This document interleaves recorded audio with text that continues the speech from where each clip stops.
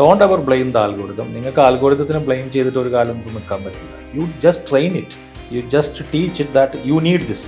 അതാ ഞാൻ പറഞ്ഞ unaware audience, aware audience, most aware audience തന്നെ പല ടൈപ്പ് ഓഡിയൻസ് മാർക്കറ്റിലുണ്ട്. നിങ്ങളെക്കുറിച്ച് ഒരു വഹി അറിയില്ല, അവർക്ക് പ്രശ്നം അറിയില്ല, അവർക്ക് സൊല്യൂഷനും അറിയില്ല. മാർക്കറ്റിങ്ങിൻ്റെ പേഴ്സ്പെക്റ്റീവിൽ the most important and tough job എന്താണെന്ന് വെച്ചാൽ ICP ഡിഫൈൻ ചെയ്യണം. The tough job. 52,000 touch points ഓരോ പ്രൊഫൈലിൻ്റെ മുകളിലും പഠിക്കാനുള്ള കപ്പാസിറ്റി ഇന്ന് ആൽഗോരിതത്തിനുണ്ട്. ഓക്കെ, നമ്മളെ അച്ഛനും അമ്മക്കും മൂലം അത്ര ഡാറ്റ ഉണ്ടാവില്ല ഒരു യൂസ് ഉണ്ട് ഒരു പ്രൊഫൈലിൻ്റെ. 5 ലക്ഷം വേരിയേഷൻ വരെ ഒരു ക്രിയേറ്റീവിൻ്റെ മുകളിൽ 5 ലക്ഷം പ്രൊഫൈലിന് ഡിഫറൻഷ്യേറ്റഡ് ആയിട്ട് കൊടുക്കാൻ പറ്റുന്ന കപ്പാസിറ്റി മെറ്റന്ന് അച്ചീവ് ചെയ്തിട്ടുണ്ട്. ഇന്ന് നമ്മുടെ കയ്യിലുള്ള ഏറ്റവും വലിയ ആയുധം എന്താണെന്ന് ചോദിച്ചാൽ എ പെർഫോമൻസ് മാർക്കറ്റിംഗ് ടെക്നിക്കൽ വശം നോക്കിക്കഴിഞ്ഞാൽ a person who is bloody proficient in creative testing. പെർഫോമൻസിൻ്റെ ആളാണെങ്കിലും ഗ്രോത്തിൻ്റെ ആളാണെങ്കിലും ഇന്ന് അദ്ദേഹത്തിൻ്റെ ഏറ്റവും വലിയ ആയുധം എന്താണെന്ന് ചോദിച്ചാൽ അത് ഡേറ്റ തന്നെയാണ്. അപ്പോൾ അത് എസ്പെഷ്യലി ക്ലോത്തൊക്കെ വരുമ്പോൾ ക്ലോത്തിനൊക്കെ നമുക്ക് വലിയ സെയിൽ ഓളിയോ കാണിക്കാൻ പറ്റും. പക്ഷേ അൾട്ടിമേറ്റ്ലി ആ ഒരു വർഷത്തെ P&L എടുക്കുമ്പോൾ ഈ എക്സ്ചേഞ്ചസ് ഇതിന് കൂടുതലാണ്. 35% മേളിലാണ് നമുക്ക് എക്സ്ചേഞ്ചസ് വരുന്നത്. 25% RTO വരും. ചൈന പ്രോഡക്ട്സിന് കുറച്ചുകൂടെ ബെറ്ററാണ്. കാരണം അത് ആ പ്രോഡക്ട്സ് നമുക്ക് പെട്ടെന്ന് ബ്രാൻഡ് ചെയ്യാൻ പറ്റും. ഈ നമ്മൾ ഈ ക്ലോത്ത് പോലെയൊന്നുമല്ല. ആ പ്രോഡക്ട്സ് കുറച്ചുകൂടെ നമുക്ക് ഇപ്പോൾ ആമസോണിലൊക്കെ ഇതിൽ വന്നാലും കുറച്ചുകൂടെ ബെറ്റർ ആയിട്ട് പെർഫോം ചെയ്യാൻ പറ്റും. ഓക്കെ, നല്ല ക്വാളിറ്റി ഉള്ള പ്രോഡക്ട്സ് നമുക്ക് നല്ല രീതിയിൽ നമുക്ക് ബ്രാൻഡ് ചെയ്യാൻ പറ്റും. നിങ്ങൾ കാശ് കണ്ടിട്ട് ഈ ഫീൽഡിലേക്ക് വരും. നിങ്ങൾ തെറ്റിദ്ധരിപ്പിക്കാൻ ഒരുപാട് ആൾക്കാർ പുറത്തുണ്ട്. നിങ്ങൾക്ക് കോടീശ്വരനാവാൻ, ലക്ഷപ്രഭു ആവാൻ, നിങ്ങൾക്ക് ഫ്രീലാൻസ് വഴി ലക്ഷങ്ങൾ കൊയ്യാം. പ്രിയ കുട്ടികളെ നടക്കില്ല.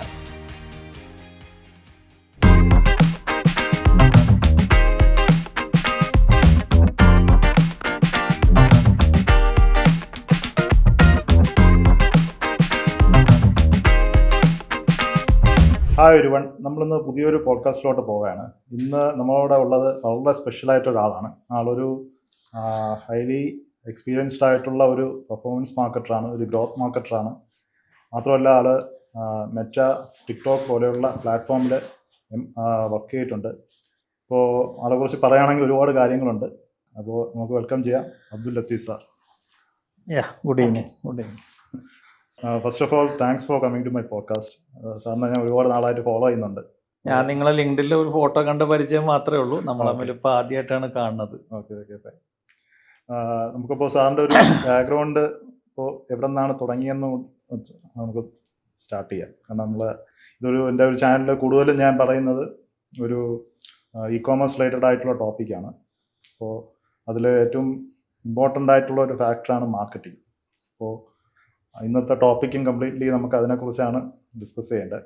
അപ്പം സാറിൻ്റെ ഞാൻ ബേസിക്കലി പറയുകയാണെങ്കിൽ ഒരു ആക്സിഡൻ്റൽ മാർക്കറ്ററാണ്. ഞാൻ അങ്ങനെ ഒരു മാർക്കറ്റിംഗ് പഠിച്ചു വന്നൊരു വ്യക്തിയൊന്നല്ല. ഞാൻ 2014 വരെ ദുബായിലായിരുന്നു. ദുബായിൽ ഇത്തിസലാത്ത് എന്ന കമ്പനിയിലായിരുന്നു ജോലി. അവിടെ ഇതിനോട് റിലേറ്റഡ് ജോലിയൊന്നല്ല, മാനേജർ സർവീസ് എന്നൊരു ഡിപ്പാർട്ട്മെൻറ്റിലായിരുന്നു. പക്ഷെ അവിടെ വളരെ ബേസിക് ആയിട്ടുള്ള കുറച്ച് ബിസിനസ് എൻറ്റിറ്റികൾ മാത്രമേ അവിടെ ചെയ്യേണ്ടതായിട്ടുള്ളൂ. പക്ഷെ അവിടെ ഒരു അഡ്വാൻറ്റേജ് എന്നുള്ളതല്ല, ഒരു എക്സ്പീരിയൻസ് എനിക്ക് കിട്ടിയത്. ഇത്തിസലാത്തിൻ്റെ 5 മെയിൻ പാർട്ട്നേഴ്സ് ഉണ്ട്. ഇപ്പോൾ ടാറ്റ ഡോകോമോ, പിന്നെ ഓറഞ്ച് ടെലികോം, അതുപോലെ തന്നെ MNT വെറൈസൺ, അതുപോലത്തെ കമ്പനികളുടെ കംപ്ലീറ്റ് കോർഡിനേഷൻ വർക്ക് എൻ്റെ ഡിപ്പാർട്ട്മെൻറ്റിൽ വന്നിരുന്നത്. ഞാനായിരുന്നു അത് ചെയ്തിരുന്നത്. അങ്ങനത്തെ ഒരു എക്സ്പീരിയൻസ് മാത്രമേ ബിസിനസ്സിനെ സംബന്ധിച്ചിടത്തോളം എനിക്കുണ്ടായിരുന്നുള്ളൂ. ആക്സിഡൻ്റൽ മാർക്കറ്റർ എന്ന് പറയാൻ കാരണം, ഞാൻ 2014 UAE നിന്ന് തിരിച്ചു വന്ന് ലേ ഓഫിൽ അങ്ങനെ വന്നതിന് ശേഷം ഒരുപാട് ജോലികൾക്ക് വേണ്ടി ഞാൻ ശ്രമിച്ചു. ഒന്നും നടക്കുന്നില്ല എന്ന് പറഞ്ഞാൽ മെയിൻ റീസൺ ആ ജോലികൾക്ക്, അവരുദ്ദേശിക്കുന്ന ജോലികൾക്കുള്ള ഒന്നുകിൽ എനിക്ക് ക്വാളിഫിക്കേഷൻ ഇല്ല, അല്ലെങ്കിൽ ഞാൻ ഓവർ ക്വാളിഫൈഡ് ആണ്. പിന്നെ രണ്ടാമത്തെ കാര്യം എന്താ വെച്ചാൽ നമുക്ക് അവിടെ ഉദ്ദേശിക്കുന്നൊരു ഒരു JD ഫിറ്റ് ആവുന്നില്ല. അപ്പോൾ എൻ്റെ ലൈഫിൽ ആദ്യത്തെ തൊഴിൽ ഞാൻ എടുത്തത് ടീച്ചിങ് ആണ്. ഞാനൊരു സ്കൂളിൽ LKG പിള്ളേർ മുതൽ 9ാം ക്ലാസ് വരെയുള്ള കുട്ടികൾക്ക് കമ്പ്യൂട്ടർ സയൻസ് പഠിപ്പിച്ചു കൊടുക്കാനായിരുന്നു എൻ്റെ ആദ്യത്തെ ജോലി. അപ്പോൾ എനിക്ക് തോന്നി വൈ നോട്ട്, ഞാൻ ഇതിലേക്ക് തന്നെ തിരിയാം എന്ന് തോന്നി. അങ്ങനെ കുറച്ച് കുട്ടികൾക്ക് ക്ലാസ് എടുത്ത് കൊടുത്തു. BBA-ക്കാർ, BCom-കാർ. നാട്ടിലാണോ? എൻ്റെ നാട്ടിൽ. സാറിൻ്റെ നാട്? അതൊരു രസകരമായ കഥയാണ്. കാരണം എന്താ വെച്ചാൽ എൻ്റെ വൈഫ് പ്രൊഫസറാണ്. ഓക്കെ. അവരെ അടുത്തൊരു ട്യൂഷൻ ഒരു കുട്ടി പഠിക്കാൻ വന്നിരുന്നു. അപ്പോൾ കുട്ടി പഠിക്കാൻ വന്ന സമയത്ത് ഇങ്ങനെ വൈഫ് പഠിപ്പിച്ചു കൊടുക്കുന്ന സമയത്ത് ഞാൻ വെറുതെ ഒരു തമാശക്ക് ചോദിച്ചു, ഞാൻ അത് പറഞ്ഞു തരട്ടെ എന്ന് ഈ പയ്യനോട് ചോദിച്ചു. അപ്പോൾ പയ്യനെടുത്തേക്ക് ഞാൻ ആയിക്കോട്ടെ ട്രൈ ചെയ്യല്ലേ, കാരണം അവനക്കിപ്പോൾ എന്നെ അറിയില്ല, ഒന്നുമില്ല. ഞാൻ ക്ലാസ് എടുത്തേക്ക് ഇവൻ എൻ്റെ വൈഫിനോട് പറഞ്ഞ താത്തഞ്ഞി പഠിപ്പിക്കണ്ട, ഇദ്ദേഹം എടുത്താൽ മതി, ഇദ്ദേഹം പറയണതാണ് ഒന്നുകൂടി ഈസി ആയിട്ട് മനസ്സിലാവണത്. വൈഫിനതൊരു സമാധാനമായി. കാരണം എന്താ വെച്ചാൽ വൈഫിന് കോളേജിലെ വർക്കുണ്ട്, പല കാര്യങ്ങളുണ്ട്.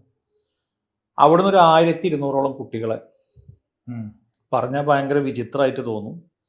16ഓളം സബ്ജക്റ്റുകൾ, 72 പേപ്പർ ഞാൻ ട്യൂഷൻ എടുത്തിട്ടുണ്ട്. ഓക്കെ. അപ്പോൾ ആ ടീച്ചിങ് എന്ന് പറയുന്നത് എന്നെ സംബന്ധിച്ചിടത്തോളം, ഞാനിപ്പോൾ കുറേ കമ്പനികൾക്ക് കൺസൾട്ട് ചെയ്യുന്നതും കോർപ്പറേറ്റ് ജോബൊക്കെ ചെയ്യുന്നുണ്ടെങ്കിൽ പോലും ടീച്ചിങ് എന്നും എൻ്റെ ഒരു ബ്ലഡിലുള്ള കാര്യമാണ്. കാരണം ആദ്യത്തെ ജോലി ജീവിതത്തിൽ ചെയ്തത് അതാണ്. എനിക്കൊന്നും അറിയാം, LKG കുട്ടികൾ ഇന്നൊക്കെ അവർ വലിയ വലിയ ആൾക്കാരായിട്ടുണ്ടാവും. 2003 പിന്നെ എന്താ പറയണ്ടേ, അന്ന് LKGയിൽ പഠിപ്പിച്ചോട് ഇന്നിപ്പോൾ അറിയാമല്ലോ, ഇപ്പോൾ എത്ര കൊല്ലമായി, 22 വർഷത്തെ പഴക്കമുണ്ട്. അപ്പോൾ ഞാൻ പറഞ്ഞു കൊണ്ടിരുന്നത് എന്താ വെച്ചാൽ അതിൻ്റെ ഇടയിൽ എനിക്കൊരു സ്റ്റാർട്ടപ്പ് തുടങ്ങാനുള്ള ഒരു അവസരം ഇങ്ങനെ എൻ്റെ ബുദ്ധിയിൽ തോന്നിയൊരു ഐഡിയ. അപ്പോൾ അന്നാണ് ഞാൻ ഈ സ്റ്റാർട്ടപ്പ് എക്കോസിസ്റ്റത്തെക്കുറിച്ച് വളരെ ഫാസിനേറ്റഡ് ആയിട്ട് പഠിക്കാനും വളരെ വളരെ ഡെപ്തായിട്ട് പഠിക്കുന്നൊരു ടെൻഡൻസി ഉള്ള ആളാണ് ഞാൻ. എന്ത് ടെക്നോളജി വന്നാലും അത് ഡെപ്തായിട്ട് മനസ്സിലാക്കണം എന്നൊരു ആഗ്രഹം എൻ്റെ ഉള്ളിലുണ്ടാവും.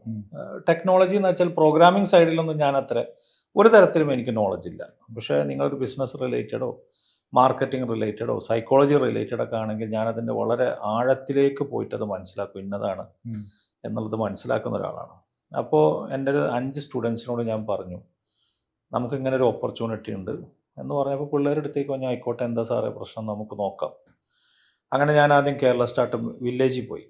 2014 ലാസ്റ്റിൽ കേരള സ്റ്റാർട്ടപ്പ് വില്ലേജ് അന്ന് പിച്ച് ഞാൻ സ്റ്റാർട്ടപ്പ് വില്ലേജാണ്, അല്ല അന്ന് സ്റ്റാർട്ട് ചെയ്തിട്ടുണ്ട്. പിന്നെ അവർ ഓരോ ട്വിസ്റ്റുകളാണ് ലൈഫിൽ, ഓരോ ട്വിസ്റ്റുകളാണ് നമ്മൾ ഓരോ സ്ഥലത്തേക്ക്, നമ്മുടെ ഡെസ്റ്റിനി എന്താണെന്ന് നമുക്ക് പറയാൻ പറ്റില്ല.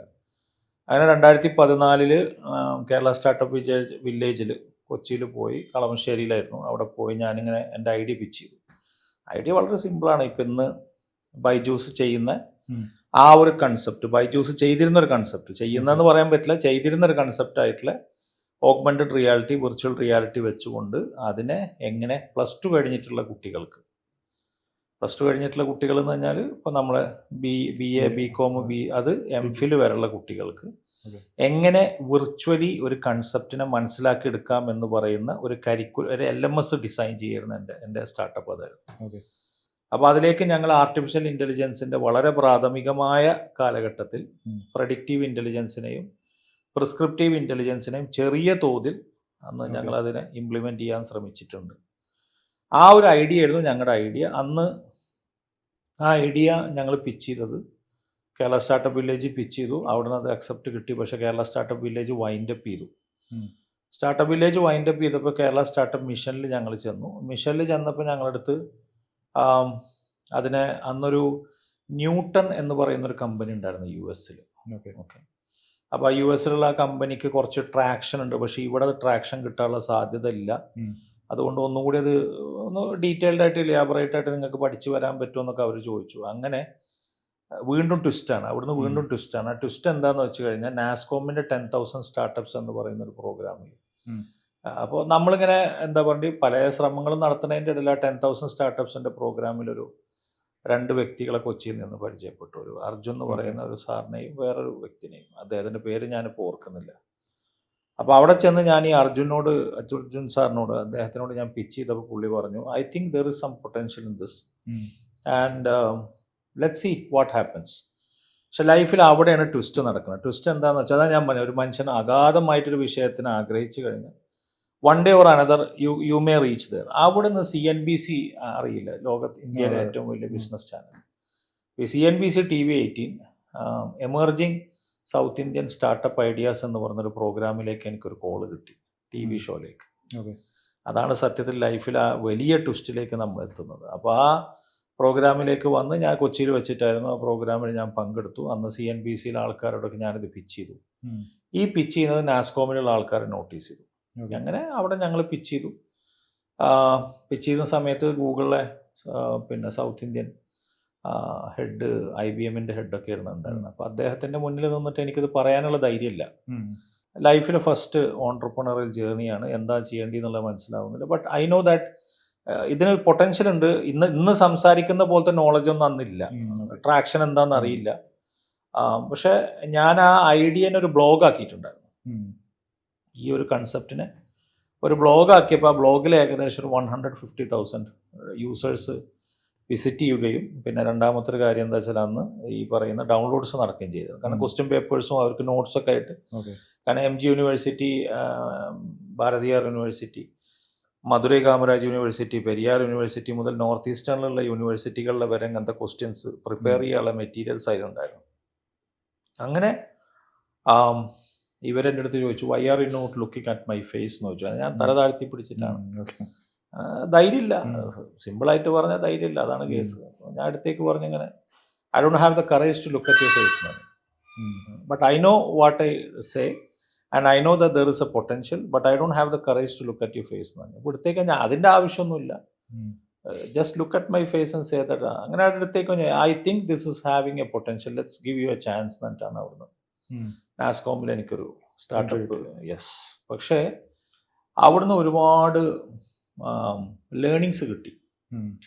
ലേണിങ്സ് കിട്ടിയെന്ന് വെച്ച് കഴിഞ്ഞാൽ ഐഡിയാസ് എങ്ങനെ പിച്ച് ചെയ്യണം, എങ്ങനെ ട്രാക്ഷൻ കിട്ടണം, എങ്ങനെ ഫസ്റ്റ് മൂവർ അഡ്വാൻറ്റേജ് കിട്ടണം, യുണീക്ക് സെല്ലിംഗ് പ്രൊപ്പോസിഷൻ. അപ്പോൾ ഇതൊക്കെ ബിസിനസ്സിൻ്റെ ഭാഗങ്ങളാണ്. യുണീക്ക് സെല്ലിംഗ് പ്രൊപ്പോസിഷൻ എങ്ങനെ കണ്ടെത്താൻ പറ്റും, നമുക്ക് ടാർഗറ്റ് ലൊക്കേഷൻസ് എങ്ങനെ കണ്ടെത്താം, ടാർഗറ്റ് ഗ്രൂപ്പിനെ എങ്ങനെ കണ്ടെത്താം, ഈ കാര്യങ്ങളുടെ ഇടയിൽ റെഡ് ഹെറിംഗ് എന്ന് പറയുന്ന ഒരു മാഗസീൻ ഉണ്ട് ഫിലിപ്പീൻസിൽ, which takes 100 ideas of Asia. അതിലെനിക്കൊരിക്കൽ ചാൻസ് കിട്ടിയിട്ടുണ്ട് to be listed there. And UK ഗവൺമെൻറ്റിൻ്റെ ഒരു ഫെലോഷിപ്പ് ഉണ്ടായിരുന്നു. I was selected as 25th best startup ideas to be pitched in UK, to invest in UK. അതിൻ്റെ ശേഷം ഏറ്റവും ലാസ്റ്റ് 500 സ്റ്റാർട്ടപ്സിൽ വരെ ആ കമ്പനി എനിക്ക് കൊണ്ടുപോയി എത്തിക്കാൻ സാധിച്ചിട്ടുണ്ട്. ബട്ട് അൺഫോർച്ചുനേറ്റ്ലി ഡ്യൂ ടു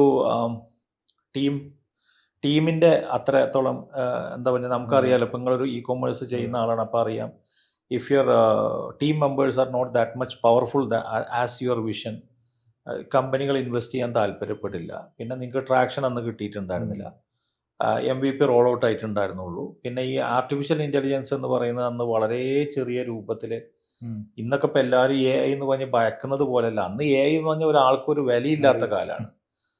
ചെറിയ കാര്യം പറയുകയാണെങ്കിൽ ഹിന്ദു ബനാറസ് യൂണിവേഴ്സിറ്റിയിലും IIT ഖരഗ്പൂരിലും IIT കാൺപൂരിൽ വരെ പോയിട്ട് ഞാൻ ചെറിയ ആൾക്കാരെ ഹെൽപ്പിന് വേണ്ടിയിട്ട് ചോദിക്കാൻ ഞാൻ ശ്രമിച്ചിരുന്നു ഈ വിഷയത്തിൽ. പക്ഷെ അതുപോലും ഞാൻ പരാജയപ്പെടേണ്ടായത്. എന്നാൽ അതിന് ടോപ്പ് നോച്ച് പിന്നെ റിസോഴ്സുകളൊക്കെ മൈക്രോസോഫ്റ്റും IBM ഒക്കെ പോച്ച് ചെയ്ത് കൊണ്ടുപോകും.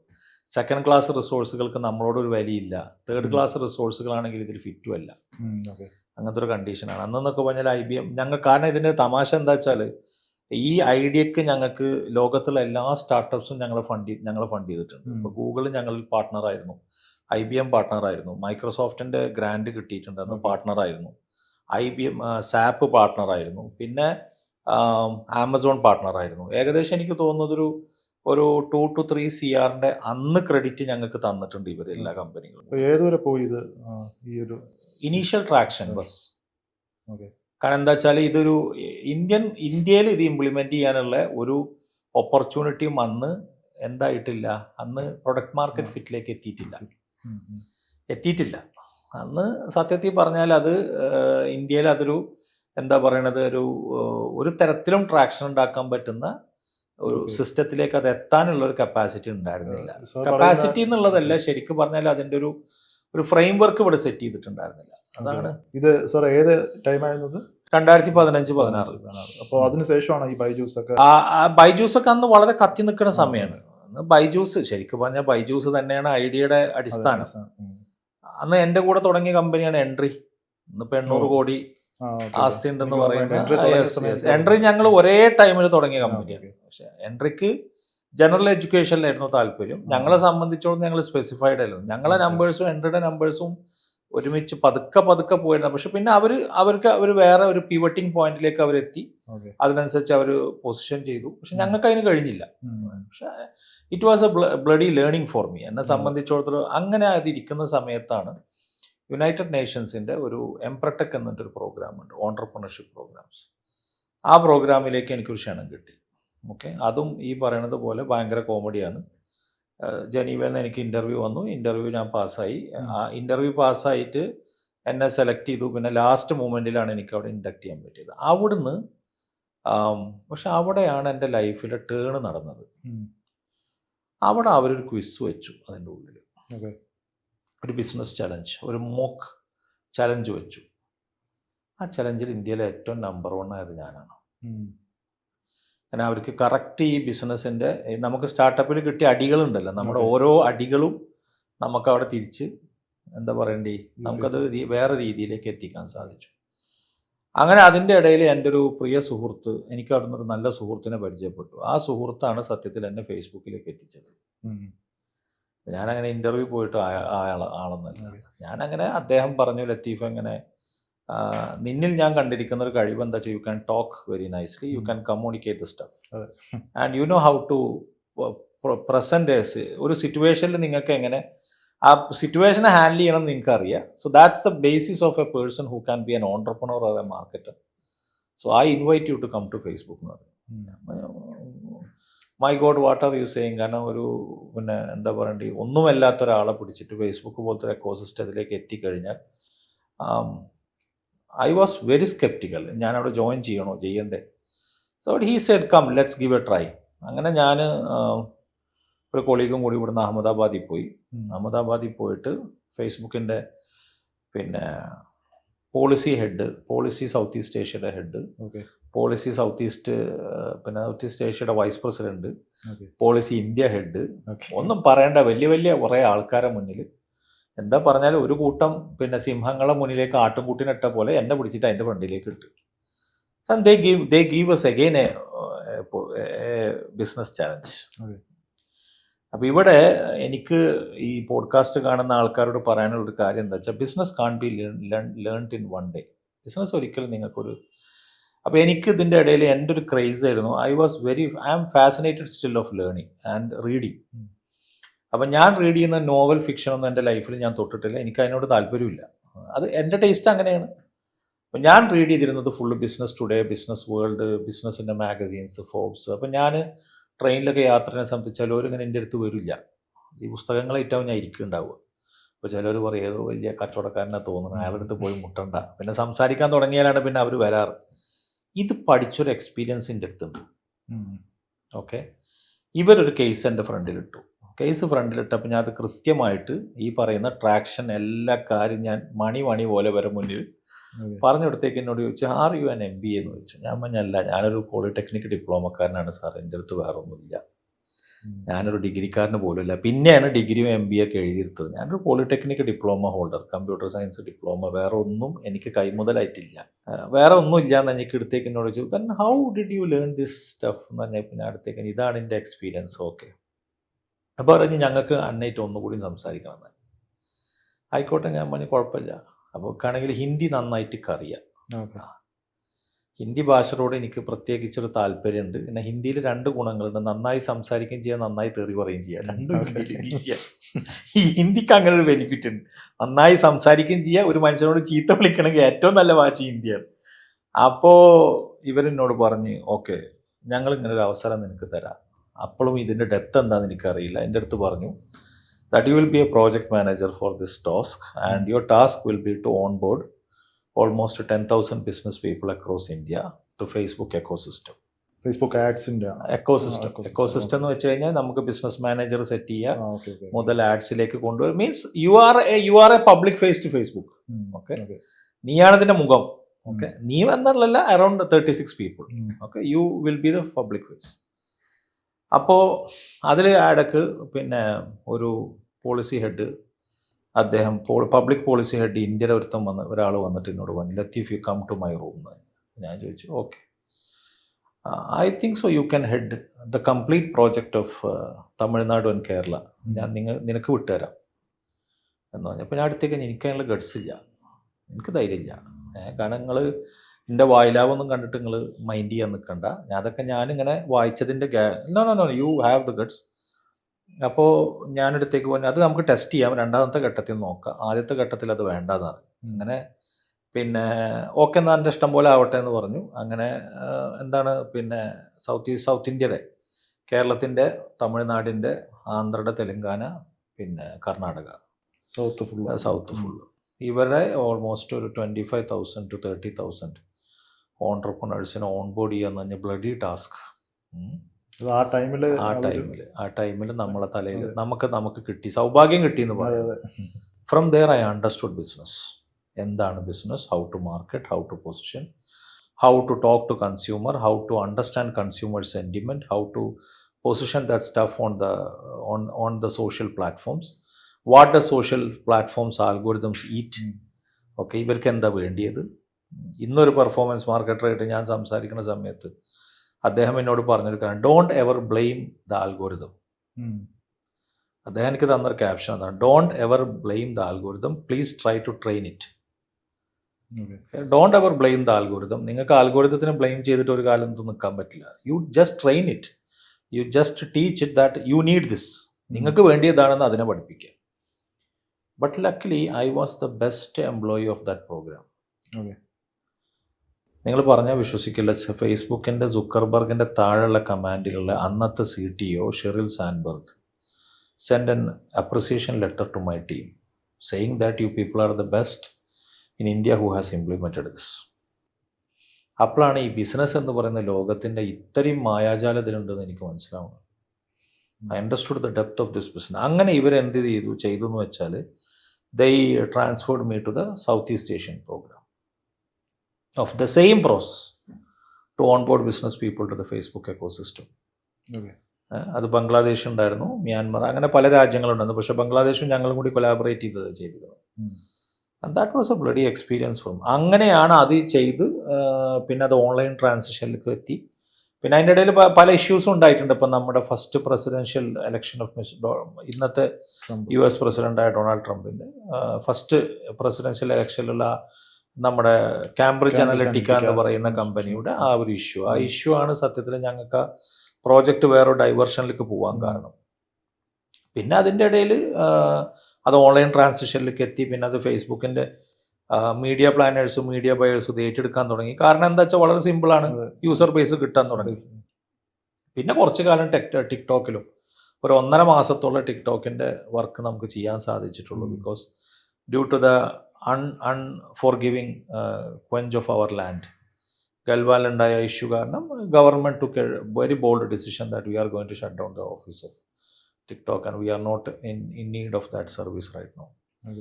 അതുകൊണ്ട് പിന്നെ നമുക്ക് ആ പ്രോജക്റ്റ് ടിക്ടോക്കിൻ്റെ ഹലോ എന്ന് പറഞ്ഞ ആപ്പിലായിരുന്നു.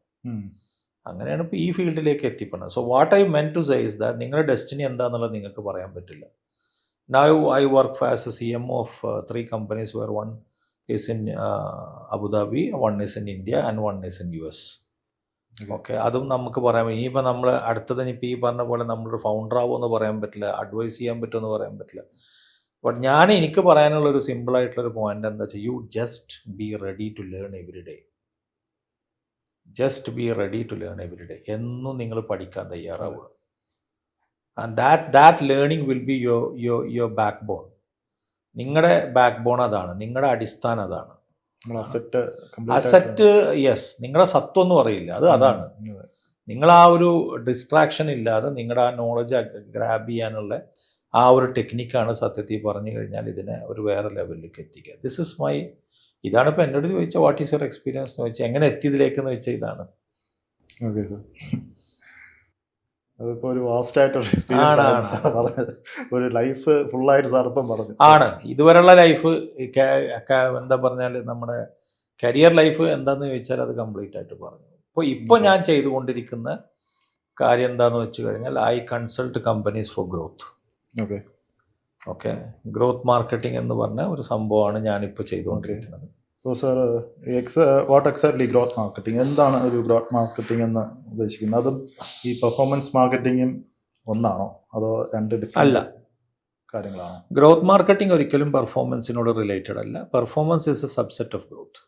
ഓക്കെ, ഗ്രോത്ത് മാർക്കറ്റിംഗ് എന്താണെന്ന് ചോദിച്ചാൽ വളരെ സിമ്പിളായിട്ട് പറഞ്ഞാൽ, you act as a catalyst for companies growth in terms of valuation, in terms of user base, in terms of reach, in terms of engagement with your reach, in terms of your logistics, in terms of your supply chain, in terms of your accreditation bodies, in terms of your policy, in terms of everything.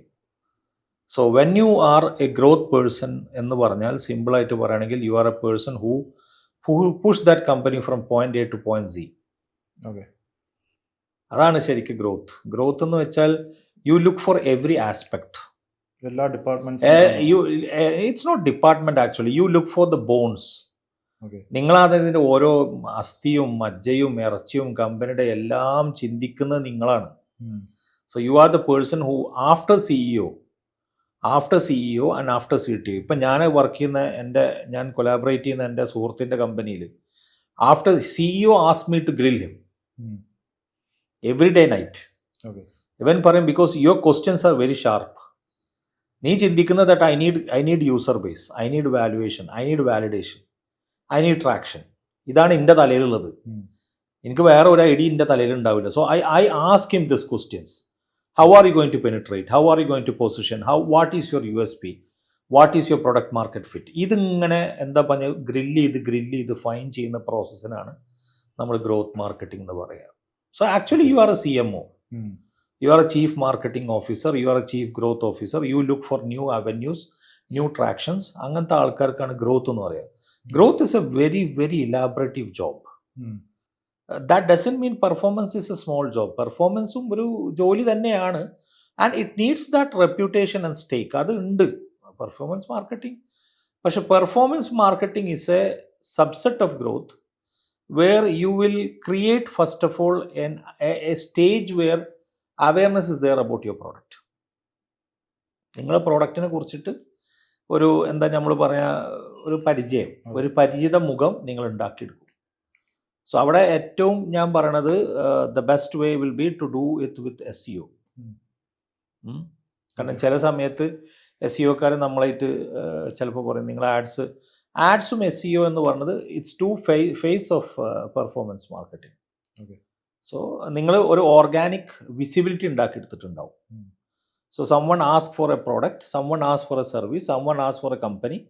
People knows, a minute fraction of the people knows about that product. A minute, ഞാൻ പറഞ്ഞത് വലിയ ആൾക്കാരെന്നല്ല, a minute percentage of people know about the product. ഒന്നുകിൽ അല്ലെങ്കിൽ രണ്ടാമത്തത് a minute percentage of people should understand this is the solution for that problem. അത് അറിഞ്ഞവരുണ്ടാവും. ഇപ്പോൾ ഒരു എക്സാമ്പിൾ നമുക്ക് പറയാം. ഇപ്പോൾ ട്രായ എന്ന് പറഞ്ഞ കമ്പനിക്ക് വേണ്ടിയിട്ടാണ് നിങ്ങൾ പെർഫോമൻസ് മാർക്കറ്റിംഗ് ചെയ്യേണ്ടതെന്ന് വിചാരിക്കുക. അക്കോർഡിംഗ് ടു യു നമ്മൾ എന്ത് ചെയ്യേണ്ടി വരും? ട്രായ എന്ത് പ്രോഡക്ട്സ് ആണ്? ഓക്കെ, അത് ഞാൻ പറയാം. ട്രായ ചെയ്യുന്നത് എന്താ വെച്ചാൽ കഷണ്ടി വന്നവനക്ക് ഇപ്പോൾ നമ്മളൊരു ഹെയർ ഓയിൽ ഉണ്ട്, അല്ലെങ്കിൽ നമുക്ക് മിനോക്സിഡിലോ അങ്ങനെ എന്തോ ഒരു ഇഞ്ചക്ഷൻ ഉണ്ട്, അല്ലെ മിനോക്സിഡിൽ ഉണ്ട്, പിന്നെ സം സോർട്ട് ഓഫ്. സോ അവിടെ പെർഫോമൻസ് മാർക്കറ്റിംഗ് ചെയ്യണമെന്നുണ്ടെങ്കിൽ പ്രോബ്ലം അറിയിക്കണ ആൾക്കാരെ ഞാൻ അവരുടെ അഡ്വർടൈസ്മെന്റ് ആദ്യം ഒരു ക്വിസിലോട്ടല്ലേ കറക്റ്റ്. അപ്പോൾ അവിടെ എന്താണ്, we should make aware the person that you have A problem, or rather you are facing that problem, and there are solutions for this problem right now in the market. Okay, solutions ഉണ്ട്, fine. So you don't need to panic. ഇതാണ് ശരിക്കും നിങ്ങൾ അവയർനെസ്സിലൂടെ create ചെയ്യാൻ ഉദ്ദേശിക്കുന്ന process. അപ്പോൾ ചിലപ്പോൾ എന്നെ ചില ആൾക്കാർ ചീത്ത വിളിക്കാറുണ്ട്, ദാറ്റ് സോഷ്യൽ മീഡിയ മാർക്കറ്ററും പെർഫോമൻസ് മാർക്കറ്ററും ഒന്നല്ലേ. നെവർ. അത് ഒരിക്കലും അത് ഒന്നല്ല. എന്തുകൊണ്ടാന്ന് വെച്ചാൽ performance marketer is a person where he plays when that stuff has awareness in the market. എങ്ങനെ? either user is aware of the problem, okay, user is aware of the problem, user is aware of the options, or user is unaware of the options. Clear ആയ? ഈ situation വന്നാൽ മാത്രമേ, അതാ ഞാൻ പറഞ്ഞ unaware audience, aware audience, most aware audience തന്നെ പല type audience മാർക്കറ്റിലുണ്ട്. നിങ്ങളെ കുറിച്ച് ഒരു വഹി അറിയില്ല, അവർക്ക് പ്രശ്നം അറിയില്ല, അവർക്ക് സൊല്യൂഷനും അറിയില്ല. So there are many types of audience. We talk in terms of that as P0, P1, P2, P3, P4 എന്നൊക്കെ പറയും.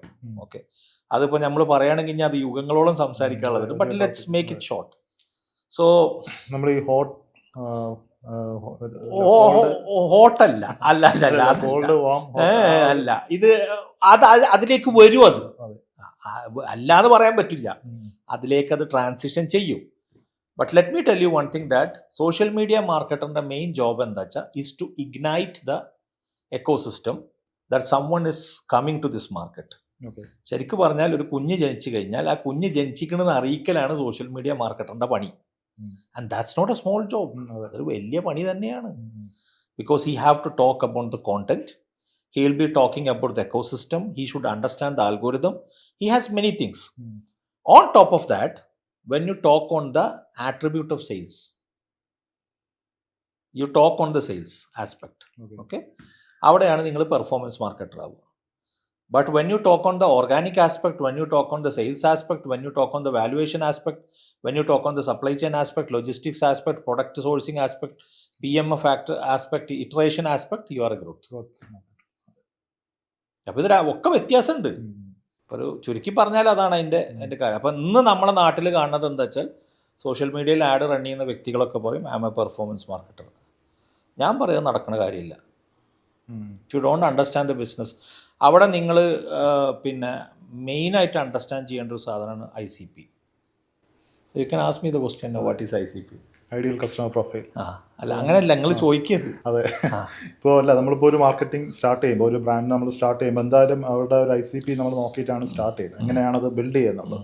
ഇപ്പോൾ ഒരു എസ്പെഷ്യലി ഇപ്പോൾ എൻ്റെ ഏജൻസിയിൽ നമ്മളൊക്കെ വരുമ്പോൾ ഇപ്പോൾ നമ്മൾ ആദ്യം ഒരു കസ്റ്റമർ അവതാർ ആദ്യം അവർക്ക് ബിൽഡ് ചെയ്ത് എന്താണ് അവരുടെ കസ്റ്റമർ അവതാരം നമ്മൾ അനലൈസ് ചെയ്യും. ഇപ്പോൾ ഏത് മാർക്കറ്റിലാണ് അവർ നോക്കുന്നത്, അതിൻ്റെ ഡെമോഗ്രാഫിക്സ്, അവരുടെ ഇൻട്രസ്റ്റ്. അപ്പോൾ ആ ഒരു കാര്യത്തിൽ ഇതെങ്ങനെ ബെറ്ററായിട്ടൊരു ICP നമുക്ക് ബിൽഡ് ചെയ്തെടുക്കാൻ പറ്റും? ഞാൻ ഡെവലപ്പ് ചെയ്യുമ്പോൾ ഇതൊന്നും നോക്കാറില്ല. ഞാൻ ഡെവലപ്പ് ചെയ്യുന്ന സമയത്ത് ഫസ്റ്റ് നോക്കുന്ന കാര്യം എന്താ വെച്ചാൽ ഈ പ്രൊഡക്റ്റിന് പ്രൊഡക്റ്റ് മാർക്കറ്റ് ഫിറ്റ് ഉണ്ടാകുന്ന നോക്കുക. പ്രൊഡക്റ്റ് മാർക്കറ്റ് ഫിറ്റ് എന്ന് വെച്ച് കഴിഞ്ഞാൽ നിങ്ങൾക്കൊരു പ്രോബ്ലം ജനങ്ങളുടെ ഇടയിലുണ്ട്, and that problem is a vast problem, and that problem has many solutions where that solutions people are not satisfied.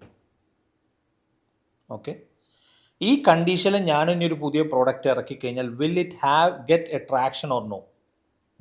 ഇതാ ഞാൻ ആദ്യം പഠിക്കുക. ആ ട്രാക്ഷൻ കിട്ടുന്നുണ്ടെങ്കിൽ നിങ്ങൾ പറഞ്ഞ പോയിന്റുകളൊക്കെ അതിൻ്റെ കൂടെ ആഡ് ചെയ്യുക. Let's look on the age of people who will give us a traction. Okay, let's look on the demographics who will give us a traction. Let's go look on the psychographics. We are looking on the traction. Psychographics demographics തമ്മിൽ വ്യത്യാസമുണ്ട്. Okay, ഇനി let's look on the pivoting points where these people can have an affinity towards us. ഇങ്ങനെ ഒരു 10-300 matrix നമ്മൾ വെച്ചിട്ട് we will identify a subset of people who may again ഇത് കോമഡിയാണ്, എങ്ങനെയെന്ന് അറിയാം, who may give us awareness, and they are not going to be a customer. Who is going to shout for us? Who is not going to be a customer? Who is going to make other person engage on our product? He may be our customer, and who will be our customer? ഇങ്ങനത്തെ കണ്ടീഷനിൽ ഈ സാധനത്തിന് ഞങ്ങൾ എന്ത് ചെയ്യും? Bifurcate ചെയ്യും. അങ്ങനെ bifurcation ചെയ്തതിൻ്റെ സബ്സെറ്റുകൾ ഉണ്ടാക്കും. Conscious subset, unconscious subset, okay, medium conscious subset, very serious subset, ഇങ്ങനെ ഓരോ സബ്സെറ്റുകൾ ഉണ്ടാക്കും. ഈ സബ്സെറ്റുകൾക്ക് ഞങ്ങൾ പറയുന്ന പേരാണ് കോഹോട്ട്സ്. ക്ലിയർ ആയോ? കോഹോട്ട്സ് എന്നാണ് പറയുക. So there be an serious cohort, and not serious cohort, a may be serious cohort, ഇങ്ങനെ കോഹോട്ടുകൾ ഞങ്ങൾ എടുക്കും. ആ കോഹോട്ടുകൾ എടുത്ത് ഡിസൈൻ ചെയ്തതിന് ശേഷം മാത്രമാണ് we structurize that this will be the persona, this will be the ideal customer profile, or this will be the demographics and area where we should target. അങ്ങനെ ഞങ്ങളിത് ക്ലാസിഫൈ ചെയ്തെടുക്കും. ഒരു തമാശക്കൊരു കാര്യം പറയുകയാണെങ്കിൽ മാർക്കറ്റിങ്ങിൻ്റെ പേഴ്സ്പെക്റ്റീവിൽ the most important and tough job എന്താണെന്ന് വെച്ചാൽ ICP ഡിഫൈൻ ചെയ്യണം. ദി ടഫ് ജോബ് അത് നമുക്ക് കിട്ടിക്കഴിഞ്ഞ് കഴിഞ്ഞാൽ നമുക്ക് എളുപ്പമാണ്. വി ക്യാൻ അണ്ടർസ്റ്റാൻഡ് എന്ന് ഇങ്ങനെ പറഞ്ഞത് that how should I talk to that person? Is it through data? Is it through sentiment? Is it through psychology? Is it through offers? ഇത് നമുക്ക് അപ്പോഴാണ് പറയാൻ പറ്റുക that how should I talk to that person. അപ്പോൾ ICP പറയുകയാണെങ്കിൽ this is the way. അത് ഇപ്പോൾ ICP നമുക്ക് അണ്ടർസ്റ്റാൻഡ് ആയി കഴിഞ്ഞാൽ ഇപ്പോൾ നമ്മളൊരു പ്രോഡക്റ്റ് മാർക്കറ്റ് ചെയ്യുന്ന സമയത്ത് അപ്പോൾ അതിന് കോമ്പറ്റീറ്റേഴ്സ് ഉണ്ടെങ്കിലും നമുക്ക് അവിടെ അല്ല, ഞാൻ അവിടെ നിങ്ങൾക്ക് ഒരു ടിപ്പ് പറഞ്ഞുതരാം. ഇപ്പം നിങ്ങളൊരു നിങ്ങൾ ഇ കൊമേഴ്സ് ഇൻഡസ്ട്രിയിലുള്ള ആളാണ്. Let's have a discussion no. Okay But I want to bring a skin care or a face serum to market. ഒരു ഫേസ് സീറം കൊണ്ടുവരണം എന്ന് വിചാരിക്കും. Okay, and there are around 35 people who are competing with us. What will you do? നിങ്ങൾ എന്ത് ചെയ്യും? ഒരു uniqueness ആണ്, ആ പ്രോഡക്റ്റ് യുണീക്നെസ് ആണ് നമ്മൾ ആദ്യം. യുണീക്നെസ് എങ്ങനെ ഡിഫൈൻ ചെയ്യുക എന്നുള്ളതാണ് ഇപ്പോൾ നമ്മൾ ചിന്തിക്കേണ്ടത്. യുണീക്നെസ് എന്ന് വെച്ചാൽ 35 കമ്പനീസ് അത് 35 കമ്പനീസിൽ 33 കമ്പനീസും ആമസോണിൽ ലിസ്റ്റഡ് ആണ്, ഫ്ലിപ്കാർട്ടിൽ ലിസ്റ്റഡ് ആണ്, പിന്നെ അവർക്ക് ഓൺ D2C ഉണ്ട്. So we have to look for review mining. Review mining is a process where you go to Amazon, you create APIs where you plug all the reviews and you understand the sentiment. What people are saying. Yeah. What is the sentiment of that product? ഞങ്ങൾക്കൊരു simple example പറഞ്ഞുതരാം. ഞാൻ അന്ന് കണ്ടൊരു system കേട്ടോ. That one company want to bring vitamin C serum to the market. Okay, so what they did is they took an iodine mix ചെയ്തു ഒരു കുപ്പി വെള്ളത്തിൽ. ഇൻ എ ലാബിൽ ടെസ്റ്റ് ചെയ്യുന്ന ഒരു ഗ്ലാസ്സിൽ അയോഡിൻ മിക്സ് ചെയ്തു. ഈ അയോഡിൻ മിക്സ് ചെയ്തതിന് ശേഷം ദേ ടുക്ക് അറൗണ്ട് 20 പ്രൊഡക്ട്സും അയോഡിൻ്റെ ഈ സൊല്യൂഷനിലേക്ക് സിറം മുക്കി കൊടുത്തു. സോ ഇത് വഴി they show to the people that these people are very very very serious in this matter. അവിടെ അവർക്ക് ആകെ കിട്ടിയത് ഡോട്ടൻ കീ എന്ന് പറയുന്ന ഒരു കമ്പനിയുടെ പ്രൊഡക്റ്റ് മാത്രമാണ് വിറ്റാമിൻ സി പ്രോപ്പറായിട്ട് അതിലുള്ളൂ. കാരണം വിറ്റാമിൻ സിയുടെ സിറം കൊണ്ടുപോയിട്ട് അയോഡിൻ്റെ എന്താ പറയുക സൊല്യൂഷനിൽ മുക്കിക്കഴിഞ്ഞാൽ അത് ക്ലിയർ ആവും, ട്രാൻസ്പാരൻ്റ് ആവും. നിങ്ങൾക്ക് പറഞ്ഞ പോയിന്റ് കിട്ടിയ. So you have to educate the customer. അപ്പോൾ നിങ്ങൾ ഐഡിയൽ കസ്റ്റമർ പ്രൊഫൈലിനെ കിട്ടിക്കഴിഞ്ഞ് നിങ്ങൾക്ക് എത്ര കോമ്പറ്റീറ്റർ ഉണ്ടെങ്കിലും you can understand that these are the problems which is prevalent in the market if there is product also. അവിടെ കൊണ്ടുപോയിട്ട് ഞങ്ങൾ ഇതിനെ പ്ലഗ് ചെയ്ത് കൊടുക്കേണ്ടത് എന്താണോ ആ ഗ്യാപ്പ്, ആ ഒരു it's actually A loop whole, sorry plug, ഈ ആ ഗ്യാപ്പ് എന്ന് പറയാം, അത് പറയാം. പക്ഷെ അതാണ് അതിൻ്റെ ശരിയായ സിസ്റ്റം, അതിൻ്റെ ശരിയായ പ്രോസസ്. അപ്പോൾ ഐ സി പി ഡിഫൈൻ ചെയ്ത് കഴിഞ്ഞാൽ നമുക്ക് പിന്നെ പ്ലാറ്റ്ഫോംസിനെ ചൂസ് ചെയ്യാം.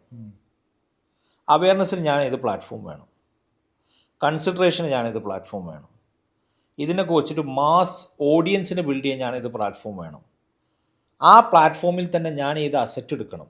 ഞാൻ അവയർനെസ് ആണ് റൺ ചെയ്യേണ്ടത്, ഞാൻ ഡിസ്പ്ലേ ആണോ റൺ ചെയ്യേണ്ടത്, ഞാൻ വേറെ എൻഗേജ്മെൻ്റ് ആണോ റൺ ചെയ്യേണ്ടത്, ഞാൻ ഡയറക്റ്റ് സെയിൽസിലേക്ക് എനിക്ക് പോകാൻ പറ്റുമോ. ഈ സ്ട്രാറ്റജീസ് നമ്മുടെ തലയിൽ വേണം. We should think about it. You should go for this or you should go for that.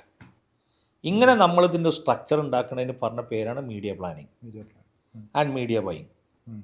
Media buying എന്ന് പറഞ്ഞാൽ സിമ്പിളാണ്. മീഡിയ പ്ലാനിങ് ചെയ്ത് കഴിഞ്ഞാൽ that you talk to each platforms and tell him that I need ഇത്ര slot വേണം for this awareness or for this engagement or for conversion. അതാണ് അതിൻ്റെ പരിപാടി. അപ്പോൾ പെർഫോമൻസ് മാർക്കറ്റർ എന്നാണ് ഞാൻ പറഞ്ഞില്ല, വെറുതെ ആഡ് റൺ ചെയ്യണോ ഒരു പെർഫോമൻസ് മാർക്കറ്റർ എന്ന് വെച്ചാൽ ഞാൻ സമ്മതിക്കാത്തതിൻ്റെ റീസൺ അത്രേ ഉള്ളൂ. ഈ പറയുന്ന സിസ്റ്റംസ് അറിയാത്ത ഒരുത്തനക്ക് അത് ആ പറയുന്ന സിസ്റ്റത്തിലേക്ക് അത് എത്തിക്കാൻ പറ്റില്ല.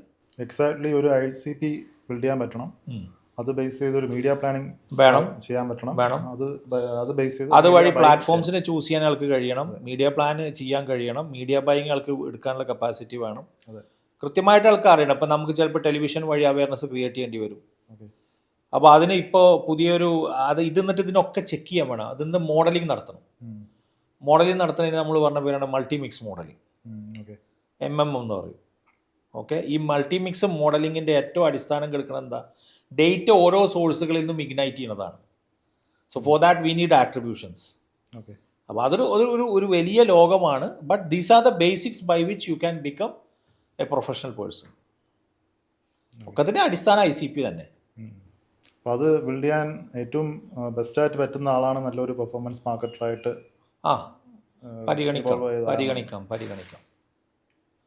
പരിഗണിക്കാം. ഇനി എന്താ അടുത്ത ചോദ്യം? അപ്പോൾ സാർ, ഇപ്പോൾ ഇനി നമുക്കിപ്പോൾ പോകുമ്പോൾ ഇപ്പോഴത്തെ ഒരു എസ്പെഷ്യലി ഒരു സോഷ്യൽ ആഡ്സ് നമ്മളെടുക്കുമ്പോൾ, ഇപ്പോൾ നമ്മൾ ഇന്ത്യയിലുള്ളത് മെറ്റയാണ് നമുക്കൊരു സോഷ്യൽ ആഡ്സായിട്ട് നമുക്ക് ചെയ്യാൻ പറ്റുന്നത്. ഇപ്പോൾ ഗൂഗിളൊക്കെ പറഞ്ഞാൽ ട്വിറ്ററിലും പറ്റില്ലേ, സ്നാപ്ചാറ്റിലും പറ്റില്ലേ? അല്ല, നമ്മളിപ്പോൾ കൂടുതലും ഇപ്പോൾ ഒരു പെട്ടെന്നൊരു യൂസർ നമ്മളിപ്പോൾ സ്റ്റാർട്ട് ചെയ്യുന്ന സമയത്ത് അപ്പോൾ അവർക്ക് ഏറ്റവും കൂടുതൽ കൺവീനിയൻ്റ് ആയിട്ട് സ്റ്റാർട്ട് ചെയ്യാൻ പറ്റുന്നത് മെറ്റയാണ്. ഇപ്പം ട്വിറ്റർ ആയാലും സ്നാപ്ചാറ്റ് ആയാലും നമുക്ക് മെറ്റയുടെ അത്ര ഒരു അത്രയും അത്ര കണ്ടിട്ട് യൂസർ ബേസ് ഇല്ല. യൂസർ ബേസ് ഇല്ലല്ലോ. ഇപ്പോൾ നമ്മളൊരു പ്രോഡക്റ്റ് നമ്മൾ സ്റ്റാർട്ട് ചെയ്യണം, ഇപ്പോൾ കേരളത്തിൽ നമുക്ക് മാർക്കറ്റ് ചെയ്യണം, അല്ലെങ്കിൽ ഓൾ ഓവർ ഇന്ത്യ നമുക്ക് മാർക്കറ്റ് ചെയ്യണം. ഇപ്പോൾ നമുക്കൊരു പ്ലാറ്റ്ഫോം, ഇപ്പോൾ ഷോപ്പിഫൈ പോലത്തെ പ്ലാറ്റ്ഫോം തുടങ്ങിയിട്ട് നമ്മളങ്ങ് D2C മോഡിലേക്ക് മോഡലിൽ നമ്മൾ ചെയ്യുന്ന സമയത്ത് മെറ്റയാണ് നമ്മൾ കൂടുതൽ ഡിപ്പെൻഡ് ചെയ്യുന്നത്. അപ്പോൾ മെറ്റയുടെ അൽഗോരിതം നമുക്ക് ഓരോ ദിവസവും പല പല ചേഞ്ചസിലോട്ട് വന്നുകൊണ്ടിരിക്കുകയാണ്. അപ്പോൾ ഇന്ന് മെറ്റ തന്നെ കംപ്ലീറ്റ് ആയിട്ട് പറയുന്നത്, ഇപ്പോൾ സക്കർബർഗ് തന്നെ കഴിഞ്ഞ മാസം ഒരു ഇതിൽ പറഞ്ഞത്, ഇനി നിങ്ങളുടെ പ്രോഡക്റ്റിൻ്റെ URL കൊടുത്താൽ അത് ബാക്കി മെറ്റ ചെയ്യും എന്നുള്ള രീതിയിലൊക്കെയാണ് പറയുന്നത്. അത് വലിയ എന്നുള്ളതല്ല ഞാൻ പറഞ്ഞത്. നിങ്ങൾ ചോദിച്ച ചോദ്യം ഇന്ന് സോഷ്യൽ മീഡിയ അറിയുന്നവരെല്ലാം അറിയേണ്ട ഒരു ചോദ്യമാണ്. മെറ്റ ആൽഗോരിതത്തിൻ്റെ ഇവല്യൂഷൻ ഞാൻ പറയാം. ആൽഗോരിതത്തിൻ്റെ ഇവല്യൂഷൻ ഞാനവിടെ വർക്ക് ചെയ്തിരുന്ന കാലത്ത് എന്തായിരുന്നു ആൽഗോരിതം, ഇന്നെന്താണ് ആൽഗോരിതം എന്ന് പറഞ്ഞാൽ ഒരു പരസ്പര ബന്ധവുമില്ല. പക്ഷെ നിങ്ങളോട് ഞാൻ പറയാം, 52,000 ടച്ച് പോയിൻറ്റ്സ് ഓരോ പ്രൊഫൈലിൻ്റെ മുകളിലും പഠിക്കാനുള്ള കപ്പാസിറ്റി ഇന്ന് ആൽഗോരിതത്തിനുണ്ട്. ഓക്കെ, നമ്മളെ അച്ഛനും അമ്മക്കും പോലും അത്ര ഡാറ്റ ഉണ്ടാവില്ല ഒരു പ്രൊഫൈലിൻ്റെ. അതാ ഞാൻ പറയുന്നത്, നമ്മുടെ അച്ഛനും അമ്മക്കും പോലും നമ്മളെ കുറിച്ച് ഇത്രയും ഡാറ്റ പഠിക്കാൻ കപ്പാസിറ്റി ഇല്ല. ഓക്കെ, 52,000 ടച്ച് പോയിന്റുകളെ പഠിക്കാനുള്ള കപ്പാസിറ്റി ഇന്ന് മെറ്റയുടെ ആൽഗോരിതത്തിന് ഇനേബിൾഡ് ആണ്. മെറ്റ എന്ന ആൽഗോരിതം ഫുള്ള് ഇൻറ്റൻഷൻസിൻ്റെ മുകളിലാണ് വർക്ക് ചെയ്യുന്നത്. വാട്ട്സ് യുവർ ഇൻറ്റൻഷൻ എന്നുള്ളതാണ് അവർ കാൽക്കുലേറ്റ് ചെയ്യുന്നത്. ഓക്കെ, നീ ഇനി എവിടേക്ക് ചാടും എന്നുള്ളത്, നീ ഇനി എന്ത് ചെയ്യും. സോ ബേസ്ഡ് ഓൺ ദ പാറ്റേണാണ് ആൽഗോരിതത്തിൻ്റെ അടിസ്ഥാനം.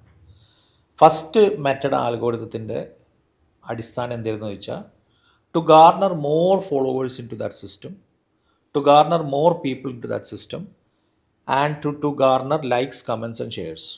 ഇതായിരുന്നു ആദ്യത്തെ പരിപാടി. ഓക്കെ, അപ്പോൾ അവിടെ നിങ്ങൾക്ക് ആ ആൽഗോരിതത്തിനെ ട്വീക്ക് ചെയ്യാൻ എളുപ്പമായിരുന്നു. So if you understand that algorithm, you can have a system to understand the process of that algorithm. അതായിരുന്നു അവിടെ ചെയ്യാൻ പറ്റിയിരുന്നത്. But as the user base of that algorithm has evolved and the meaningful interactions which is happening in that algorithm is also evolving, they understood the patterns of cohorts. നമ്മൾ നേരത്തെ പറഞ്ഞ ICP എല്ലാത്തിനും ICP തന്നെ. They understood the patterns of this ICP, they understood the clear standing of this ICP, they understood the clear patterns of this ICPs. Okay, personas of these ICPs, demographics of ICPs. അതാണ് നമ്മൾ add ചെയ്യുന്ന സമയത്ത് 3 കാര്യങ്ങളാണുള്ളത്: demographics, interest, behaviour. ഇത് 3ആണല്ലോ ഇപ്പോൾ ഒരു മനുഷ്യൻ്റെ അല്ലേ. സൈക്കോഗ്രാഫിക്സ് അതിൻ്റെ ഉള്ളിൽ ഉൾപ്പെട്ടതാണ്. So now they have attained a stable position where they can change this completely on a level where every person can have personalized data. Mister അജുവിന് തരുന്ന ഡേറ്റ ആവില്ല എനിക്ക് തരിക അറ്റ് എനി കോസ്റ്റ്. അപ്പോൾ ഇപ്പം നിങ്ങൾ പറഞ്ഞാൽ ഇനി ഞെട്ടിപ്പോണൊരു കണക്കാൻ പറയാം, 5 ലക്ഷം വേരിയേഷൻ വരെ ഒരു ക്രിയേറ്റീവിൻ്റെ മുകളിൽ 5 ലക്ഷം പ്രൊഫൈലിന് ഡിഫറൻഷ്യേറ്റഡ് ആയിട്ട് കൊടുക്കാൻ പറ്റുന്ന കപ്പാസിറ്റി മെറ്റന്ന് അച്ചീവ് ചെയ്തിട്ടുണ്ട്. ഇപ്പോൾ എക്സാമ്പിൾ പറഞ്ഞാൽ, നിങ്ങളൊരു പ്രിൻ്റ് ടീഷർട്ട് വിൽക്കുകയാണെന്ന് വിചാരിച്ചു. ഒരു വ്യക്തി ട്രക്കറാണ്. ട്രക്കർ എന്ന് പറഞ്ഞാൽ ഈ മലമൊക്കെ കയറിപ്പോണം, ട്രക്കിങ് ചെയ്യണം വ്യക്തി. സോ അപ്പോൾ അയാൾക്ക് ട്രക്കിങ്ങിന് അത് ഉപയോഗിക്കാൻ പറ്റുന്ന രീതിയിലേക്ക് ആഡ് കസ്റ്റമൈസ് ചെയ്ത് കൊടുക്കും. ഏത് ക്രിയേറ്റീവ്, ഒരാൾ റോട്ടിൽ വണ്ടി ഓടിക്കുമ്പോൾ അത് ഉപയോഗിക്കുക ഓനക്ക്. അങ്ങനെ 5 ലക്ഷത്തോളം വേരിയേഷൻസ് ചെയ്യാൻ പറ്റുന്നൊരു കപ്പാസിറ്റിയിലേക്ക് ഈ ആൽഗോരിതത്തിന് ഇവോൾവ് ചെയ്തെടുക്കാൻ പറ്റിയിട്ടുണ്ട്. അതാണ് നമുക്ക് ക്രിയേറ്റീവ്സ് ലെവൽ കൂടുതൽ. അപ്പം ഇന്ന് നമ്മുടെ കയ്യിലുള്ള ഏറ്റവും വലിയ ആയുധം എന്താണെന്ന് ചോദിച്ചാൽ, എ പെർഫോമൻസ് മാർക്കറ്റിംഗ് ടെക്നിക്കൽ വശം നോക്കിക്കഴിഞ്ഞാൽ, a person who is bloody proficient in creative testing. Let me repeat that word again, A person who is bloody proficient in creative testing. ഇന്ന് നമ്മൾ എന്താ പറഞ്ഞാൽ, ഒരു 300 ആൾക്ക് ഒരു മെസ്സേജ് വെച്ചുകൊണ്ട് നീ എൻ്റെ സംഭവത്തെ മനസ്സിലാക്കിയെടുക്കുക സുഹൃത്തെ എന്ന് പറയാനുള്ള അവസ്ഥ ഒന്നുമില്ല. ഇന്നത് സാധിക്കില്ല. അതാണല്ലോ ഇൻസ്റ്റഗ്രാമിൻ്റെ CEO മൊസേരി പറഞ്ഞത് എന്താ, ആഡം മൊസേരി പറഞ്ഞ വാക്കെന്താ, that if conversations are happening there, if engagements are happening there, if meaning interactions are happening there, we will support you. അപ്പോൾ ചിലർ പറയുന്ന ഇൻസ്റ്റാഗ്രാമിൽ വേറെ എൻ്റെ ഓർഗാനിക് റീച്ചേ കിട്ടുന്നില്ല, വെറുതെ പറയാണ്. ഞാൻ നേരത്തെ പറഞ്ഞ പോയിന്റ് ശ്രദ്ധിക്കുക. Patterns, interactions, patterns, interactions, customization. പീപ്പിൾക്ക് എന്താണ് അപ്പം നമ്മൾ വിസിബിലിറ്റി ഉണ്ടോ, ഡിസ്കവറബിലിറ്റി ഉണ്ടോ, വെരി ഇമ്പോർട്ടൻ്റാണ്. അത് അൽഗോരിതം ക്യാച്ച് ചെയ്യും അൽഗോരിതത്തിനകത്ത്. കാരണം 3 ബില്യൺ സാറേ, 3 ബില്യൺ പിന്നെ ആവറേജ് യൂസർ ഉണ്ട്, മന്ത്ലി ആക്റ്റീവ് യൂസേഴ്സ്. പിന്നെ 2 ബില്യൻ്റെ അടുത്ത് ഇയർലി ആക്റ്റീവ് യൂസേഴ്സ് 3 ബില്യൻ്റെ അടുത്ത്. എന്ന് പറഞ്ഞാൽ 8 ബില്യൺ ജനങ്ങൾ ഇന്ന് ഈ ലോകത്ത് ജീവിക്കുന്നതിൽ ഓൾമോസ്റ്റ് എത്ര % ഉണ്ടാവും? 8 × 3 = 2.4. Okay, so it's more than around 40%, right അല്ലേ?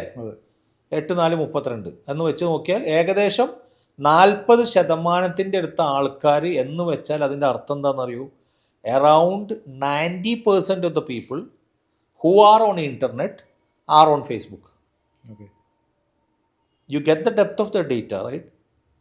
ഏകദേശം 6 ബില്യൻ്റെ അടുത്ത് 5.5 ബില്യൺ ആൾക്കാരാണ് ഇന്ന് ഇൻ്റർനെറ്റ് കണക്ഷൻ ഉള്ളത്. ആ 5.5 ബില്യൺ ആൾക്കാരിൽ 90 അല്ലെങ്കിൽ 80% ആൾക്കാരും ഇന്ന് മെറ്റയിലുണ്ട്, ഏതെങ്കിലും ഒരു പ്ലാറ്റ്ഫോം ഉണ്ട്. That means that much depth of data they have. They can understand what you do. They can predict your patterns. They can predict your patterns. But you don't. പിന്നെ വേറൊരു തമാശ ഉണ്ട്, അതും കൂടി ഞാൻ പറയാം. ഇനി നിങ്ങൾ പോയിട്ട് detailed targeting, interest targeting, demographic ടാർഗറ്റിങ്ങിനൊന്നും നിൽക്കണ്ട. നിങ്ങൾ അതിന് നിൽക്കണ്ട.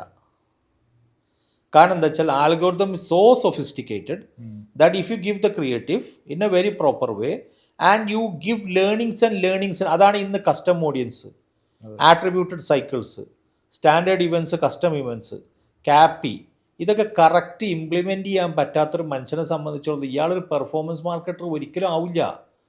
അതിൻ്റെ കാരണം എന്താ വെച്ചാൽ ആട്രിബ്യൂഷൻ, ക്രിയേറ്റീവ്സ്, ലേണിങ്സ്, ഇത് 3 ഇന്നതിൻ്റെ ബേസാണ്. ഇന്നത് 3 ഇതിൻ്റെ ബേസാണ്. ആ 3 കാര്യങ്ങളും ബേസായാൽ മാത്രമാണ് സുക്കർബർഗ് പറഞ്ഞത് കറക്റ്റാണ്. Absolutely, you give me, we will understand. ഞാൻ അതിനെക്കാട്ടും വലിയൊരു കോമഡി അറിഞ്ഞിട്ടുണ്ട്. എന്താ വെച്ചാൽ ഇപ്പോൾ നമ്മൾ വോയിസ് ആക്ടിവേറ്റഡ് മെഷീൻസ് ഇനി വരും. അത്ര എൻ്റെ കയ്യിൽ 5000 രൂപ ഉണ്ട്, എൻ്റെ സൈറ്റ് ഇതാണ്, എൻ്റെ സർവീസ് ഇതാണ്, എനിക്ക് ലീഡ് ഇതായോ. അല്ല, അത് അവിടേക്കത് എത്തൂലോ. അല്ല, അത് എത്തും, അത് എത്താതിരിക്കില്ല. കാരണം എന്താ വെച്ചാൽ അതുകൊണ്ടാണ് ഇന്ന് AI-നെ ഇത്രത്തോളം ജനങ്ങൾ പേടിക്കുന്നത്.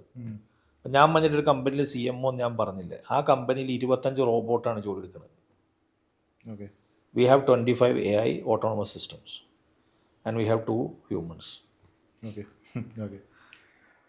ഞാനടക്കം 3 ആള്, ബാക്കി 25 AI autonomous systems agents which does social media, which does SEO, which does പിന്നെ creative testing, which does research, which looks four ICP, everything is done. അവസാനം ഞങ്ങൾ എന്ത് ചെയ്യും? ഇതിനെ വെരിഫൈ ചെയ്യും. അതാണ് ഇന്നത്തെ എക്കോസിസ്റ്റത്തിൻ്റെ അഡ്വാൻസ്മെൻറ്റ്. ഇപ്പോൾ മെറ്റ അതിൻ്റെ ഏറ്റവും വലിയ അഡ്വാൻസ്ഡ് ഫോമിലാണെന്ന് മെറ്റ വർക്ക് ചെയ്തുകൊണ്ടിരിക്കുന്നത്. ഞാൻ പറയുന്നത് ഇനിയും അഡ്വാൻസ്മെൻറ്റ് വരും സാറേ. ഇന്നലെ ഞാൻ കണ്ടു ഒരു പോസ്റ്റ് ഉണ്ട്, മെറ്റ ഇപ്പം ലോകത്തിലുള്ള തന്നെ ഏറ്റവും വലിയ ബെസ്റ്റായിട്ടുള്ള AI എഞ്ചിനീയേഴ്സിനെ അവർ ഹയർ ചെയ്യുന്നുള്ളത്. അത് അവർ ചെയ്തിരിക്കുന്നത് LLM-നാണ്. അത് പോച്ച് ചെയ്തിരിക്കുകയാണ്. അത് ഓപ്പൺ ചെയ്യുന്ന അവർ 16 ആൾക്കാർ അവർ എടുത്തിട്ടുണ്ട്. അതിലൊരു ഇന്ത്യക്കാരനുണ്ട്, അദ്ദേഹം ഈ റീസണിങ് മോഡലാണ് ഇന്ന് ലോകത്ത്. കാരണം ഹാലൂസിനേഷൻ വരുമല്ലോ, ഈ മെഷീൻസിനൊക്കെ ഹാലൂസിനേഷൻ വരും ഒരു ഘട്ടം വരെ. ഇപ്പം ഞാൻ ഐമറി ചെന്നിട്ട്, നമ്മൾ ക്ലാസ് എടുത്ത ഐമറിൽ ഒരിക്കൽ ഒരു പ്രോംപ്റ്റ് ഞാൻ പഠിപ്പിക്കുന്ന സമയത്ത് തന്നെ ഞാൻ പറഞ്ഞു ഹാലൂസിനേറ്റഡ് ആണെന്ന്. അപ്പോൾ എന്നോട് ചോദിച്ചു ഭ്രാന്ത് ഇതിനും പിടിക്കോയിച്ച്. അപ്പോൾ ഞാൻ അത് വരും. കാരണം എന്താ വെച്ചാൽ റെപ്പറ്റേറ്റീവ് ക്വസ്റ്റ്യൻസ് ചോദിക്കുന്ന സമയത്ത് ആ റീസണിങ് എഞ്ചിനീയേഴ്സിന് ഇന്ന് നല്ല ഡിമാൻഡാണ്.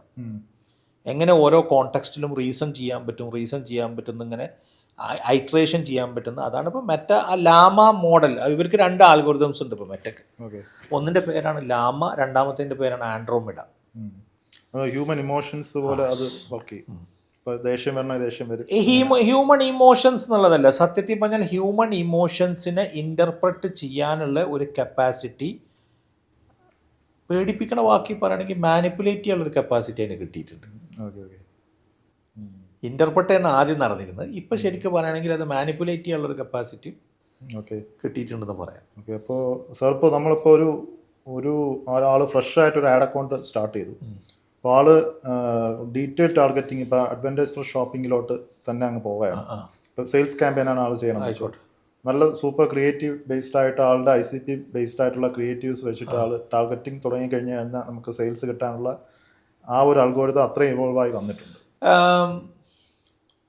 ഉണ്ടോയെന്ന് ചോദിച്ചാൽ ഉണ്ട്. ഇപ്പോൾ അവരുടെ ഡാറ്റ സെറ്റ്സിൽ 0 ഡാറ്റ ആണെങ്കിൽ സീറോ ഡാറ്റയാണ്. പക്ഷെ അവിടെ പ്രശ്നം എന്താണെന്ന് അറിയോ, നിങ്ങൾക്ക് അതുവഴി കിട്ടുന്ന റിസൾട്ടിൽ നിന്നുള്ള റിസൾട്ടിൻ്റെ ഡേറ്റ സെറ്റ് നിങ്ങൾ ഉദ്ദേശിക്കുന്ന ഡെമോഗ്രാഫിക്സിലോ ഓഡിയൻസിലോ ടച്ച് പോയിന്റുകളിൽ എത്തിയിട്ടില്ല എന്നുണ്ടെങ്കിൽ നിങ്ങൾക്കത് സ്കെയിൽ ചെയ്യാൻ പറ്റില്ല. പക്ഷെ സാറ് ചോദിച്ച ചോദ്യത്തിൻ്റെ ഉത്തരം എന്താണെന്ന് വെച്ചാൽ ഉണ്ട്. അപ്പോൾ അത് അങ്ങനെ ടച്ച് പോയിന്റ് എത്തണമെങ്കിൽ നമ്മൾ ആട്രിബ്യൂഷൻസ് നോക്കണം. അതെ, നമ്മൾ ഡേറ്റ എല്ലാ സ്ഥലത്തും അതിനെ പഠിപ്പിക്കാനുള്ള സിസ്റ്റംസ് നമ്മൾ എനേബിൾ ചെയ്ത് നോക്കണം. ഓക്കെ. അപ്പം ഞാൻ മനസ്സിലാക്കിയെടുത്തോളം കേരളത്തിലൊരു 90% ഏജൻസികളും ക്യാപ്പിനെ ശരിക്കും ഉപയോഗിക്കുന്നില്ല. അതെ. ഇപ്പോൾ നമ്മൾക്ക് ഞാൻ ഇപ്പോൾ ഏറ്റവും കൂടുതൽ ഷോപ്പിഫൈ ആണ് ഉപയോഗിക്കുന്നത്. ഷോപ്പിഫൈക്കകത്ത് ഇൻബിൽറ്റ് ആപ്പ് ഉള്ളതുകൊണ്ട് നമ്മളത് ചെയ്താണ് പോകുന്നത്. നിങ്ങൾ അത് ഉപയോഗിക്കാറുണ്ട്, നിങ്ങൾ ആ ലേണിങ്സ് എടുക്കാറുണ്ട്. ഓക്കെ. കാരണം അതിനകത്ത് നിങ്ങൾക്കൊരു 10,000 സീഡ് ലിസ്റ്റ് ഉണ്ടെന്ന് വിചാരിക്കുക. ഒരു 10,000 സീഡ് ലിസ്റ്റ് നിങ്ങൾക്ക് കസ്റ്റം ഓഡിയൻസ് ആയിട്ടുണ്ട്, കറക്റ്റ് കസ്റ്റം ഓഡിയൻസ് ഉണ്ട് വെച്ചാൽ ഞാൻ പറഞ്ഞ സ്കെയിൽ ചെയ്യാൻ എളുപ്പമാണ്. സ്കെയിൽ ചെയ്യുന്നിടത്താണ് ഒരു പെർഫോമൻസ് മാർക്കറ്ററിൻ്റെ കഴിവ് എടുക്കുന്നത്. ആഡ് ചെയ്യാൻ സത്യത്തിൽ അതിൻ്റെ ആവശ്യമൊന്നുമില്ല. അപ്പോൾ ചിലപ്പോൾ നിങ്ങൾക്ക് ലക്കിലും ആൻസർ കിട്ടിയത്. ഇപ്പോൾ നമുക്ക് ഇപ്പോൾ ആഡ്സ് ചെയ്ത് മുന്നോട്ട് പോകുമ്പോൾ ഇപ്പോൾ ഒരു സ്റ്റോർ നമ്മൾ ബിൽഡ് ചെയ്തുകൊണ്ടിരിക്കുകയാണ്. അപ്പം മേ ബി ഒരു 10,000 5,000 6,000 കസ്റ്റമേഴ്സ് വരെ നല്ല സെയിൽ കിട്ടും. പിന്നീട് അപ്പോൾ ഒരു 4-5 ROIs കിട്ടും. അപ്പോൾ അത് കഴിഞ്ഞിട്ട് അത് ഞാനിപ്പോൾ പറയൊരു 2.4 ROIs ഒക്കെയാണ് എൻ്റെ ഒരു അഭിപ്രായത്തിൽ. 2.4 2.5 COD ആണെങ്കിൽ അവിടെയും പാര പണിയാം. അവിടെ വേറെ CODയും അവിടെ ചെന്ന് കഴിഞ്ഞാൽ നമുക്കത് കിട്ടാത്തൊരു പ്രശ്നം ഉണ്ടല്ലോ. ഇപ്പോൾ ഗോകിക്ക് പോലത്തെ കമ്പനികൾ അതാണല്ലോ അതിനെ തടയിടാൻ വേണ്ടിയിട്ടുള്ള സിസ്റ്റംസ് കൊണ്ടുവരുന്നത്. 431 പിൻകോഡുകളെ ഞാൻ എടുത്തു വെച്ചിട്ടുണ്ട്. ഞാൻ വേണമെങ്കിൽ ഡാറ്റ ഷെയർ ചെയ്യാം. ആ 431ലും COD നിങ്ങൾക്ക് 90% ഫേക്ക് ആവും. അല്ല COD അല്ല, സോറി, RTO ഫേക്ക് ആവും. ഞാൻ ഐമറി ചെന്നപ്പോൾ ആ ലിസ്റ്റ് പിള്ളേർക്ക് കൊടുത്തു. ഞാൻ ആ ലിസ്റ്റ് കൊടുത്തു. ഈ ലിസ്റ്റിൽ മക്കളെ നിങ്ങൾ ചെയ്യേണ്ട, കാരണം പണി കിട്ടും. കാരണം എന്താ വെച്ചാൽ ഏതൊരു ഇ-കൊമേഴ്സിൻ്റെ വ്യക്തിയും ശരിക്കും ആ ലിസ്റ്റിലുള്ള ആൾക്കാർക്ക് അത് ചെയ്യാറില്ല. പക്ഷെ ഭാഗ്യത്തിന് അത് കേരളത്തിൽ ആരുമില്ല. കേരളത്തിൽ അതില്ല. ചില സമയത്ത് കേരളത്തിൽ ചെയ്യുമ്പോഴും ഒരു 40-50% മെൻ കാറ്റഗറിയിലൊക്കെ വരാറുണ്ട്. അല്ല, ഇവൻ നിങ്ങൾക്ക് ഒന്നും കൂടി ഡെപ്ത് എക്സ്പീരിയൻസ് ഈ വിഷയത്തിലുണ്ട്. അപ്പോൾ നിങ്ങൾ ഇ-കൊമേഴ്സിനെ സംബന്ധിച്ചിടത്തോളം ഇപ്പോൾ ഈ ക്യാപ്പി നിങ്ങൾ കണക്ട് ചെയ്യുന്നെന്ന് പറഞ്ഞുകൊണ്ട് what's your depth of knowledge which you get from that when you connect? നിങ്ങൾക്ക് അത് കൂടുതലും നമ്മളെ മെട്രിക്സിലാണ് അത് റിഫ്ലക്ട് ചെയ്യുക. ഇപ്പം നമ്മളിപ്പോൾ അല്ലാതെ ജസ്റ്റ് കോപ്പി ചെയ്ത് മാത്രം ഇപ്പോൾ നമ്മളുടെ ഷോപ്പിഫൈയുടെ ഹെഡർ പൊസിഷനിൽ വെച്ച് കഴിഞ്ഞാൽ കണക്ട് ആവും, നമുക്ക് ഡാറ്റ നമുക്ക് കിട്ടും. ബട്ട് ഒരു 10,000-20,000 സീഡ് ലിസ്റ്റ് ഒക്കെ ഉണ്ടാക്കാൻ കഴിഞ്ഞിട്ടുണ്ടോ? ലിസ്റ്റിനെക്കാളും ഞാൻ സെയിൽസ് ഓറിയന്റഡ് ആയിട്ട് പറയാം. ഞാൻ പറഞ്ഞ ആ ഒരു ഡേറ്റ് നിങ്ങൾക്ക് പഠിപ്പിക്കാൻ കഴിഞ്ഞിട്ടുണ്ടോ? പറ്റും. പക്ഷേ അത് എനിക്ക് ഫീൽ ചെയ്തിട്ടുള്ളത് നമുക്ക് ആ കുക്കി ബേസ്ഡ് മീൻസ് അതൊരു നമ്മൾ ഈ ഒരു കോഡ് മാത്രം, ഇപ്പോൾ ഡാറ്റ സെറ്റ്സിന്റെ കോഡ് മാത്രം നമ്മൾ കോപ്പി ചെയ്ത് വെക്കുകയാണെങ്കിൽ മേ ബി നമുക്ക് ഡാറ്റ ട്രാക്ക് ചെയ്യുന്നുണ്ടാവും. അത് ഈ ചിലപ്പോൾ iOS-ലൊക്കെ പോകുന്ന ഡാറ്റാസ് അതിനകത്ത് ചിലപ്പോൾ റിഫ്ലക്ട് ആവില്ല. മേ ബി ഒരു 5 സെയിൽസ് വരണമെങ്കിൽ ഇവിടെ ഒരു സെയിലേ കാണിക്കൂ. അപ്പം അങ്ങനെയൊക്കെ ഉള്ള ആ മിസ്മാച്ച് മറികടക്കാൻ എന്താ ചെയ്യുക? അതാണ് നമ്മൾ ഈ ആപ്പ് ഇൻസ്റ്റാൾ ചെയ്യുന്നത്. Direct integration Facebook server side CAPI ചെയ്ത് കഴിഞ്ഞാൽ നിങ്ങൾക്കത്. പക്ഷേ പിന്നെ ഈ ഷോപ്പിഫൈയിലെ ആൾക്കാർ കൂടുതലും പറയുന്നത് ഇങ്ങനെയൊക്കെ കേൾക്കാറുണ്ട്, ആട്രിബ്യൂഷൻ മിസ്മാച്ച് നടക്കാറുണ്ട്. അതൊരു 80% നമുക്ക് കിട്ടും. ഒരു 20% നമുക്ക് ഒരു മിസ്മാച്ച് ഉണ്ടാവും. നമ്മൾ ഡയറക്റ്റ് അനലിറ്റിക്സ് ട്രാക്കിംഗ് എടുക്കുമ്പോൾ നമ്മൾ ആക്ച്വൽ ഈ മെറ്റയുടെ മെട്രിക്സ് എടുക്കുമ്പോൾ 20% മിസ്മാച്ച് ഉണ്ടാവും. അത് റെഡിയായി കിട്ടാൻ എത്ര ടൈം കൊടുത്തു കഴിഞ്ഞാൽ ശരിയാവാറുണ്ടോ? അത് ചില സമയങ്ങളിൽ ഇപ്പോൾ ഒരാൾ വാങ്ങിച്ച ഒരു പ്രോഡക്റ്റ് ഇപ്പം 7 days വരെയാണല്ലോ ഇത് മാക്സിമം ക്യാപ്ചർ ചെയ്യുന്നത്. ഇപ്പോൾ ഒരു പ്രോഡക്റ്റ് ഒരാൾ കണ്ടു, സൈക്കിൾ വെക്ക് 7 days വരെയാണല്ലോ. അപ്പം മറ്റേ ആട്രിബ്യൂഷൻ അപ് ടു 7 days ആണല്ലോ പറയുന്നത്. 7 day വ്യൂ 1 day ക്ലിക്ക് ആണോ? 1 day ക്ലിക്ക്. അത് നമ്മൾ സ്പ്ലിറ്റ് ടെസ്റ്റ് ചെയ്ത് നോക്കാം. കുറച്ച് ഹയർ വാല്യൂ ഉള്ള പ്രോഡക്റ്റ് ആണ് നമ്മൾ 7 days ഇട്ടാണ് കൂടുതലും നോക്കാറ്. എത്ര % COD കൊടുക്കാറുണ്ട് ഇന്ത്യയിൽ? നമുക്ക് വരുന്ന ഇതിൽ ഒരു അല്ല COD വരണമെന്ന് പറഞ്ഞാൽ ഒരു ബ്രാൻഡ് പോലെ ഇരിക്കും. ഒരു ഫ്രഷ് ബ്രാൻഡ് ആണെങ്കിൽ ഓൾമോസ്റ്റ് ആദ്യമേ 80% COD, 80-90% COD ആയിരിക്കും. പിന്നെ അത് ബ്രാൻഡിന്റെ അവയർനെസ് കൂടുന്തോറും റോയാസ് എത്ര വരെ കിട്ടാറുണ്ട്?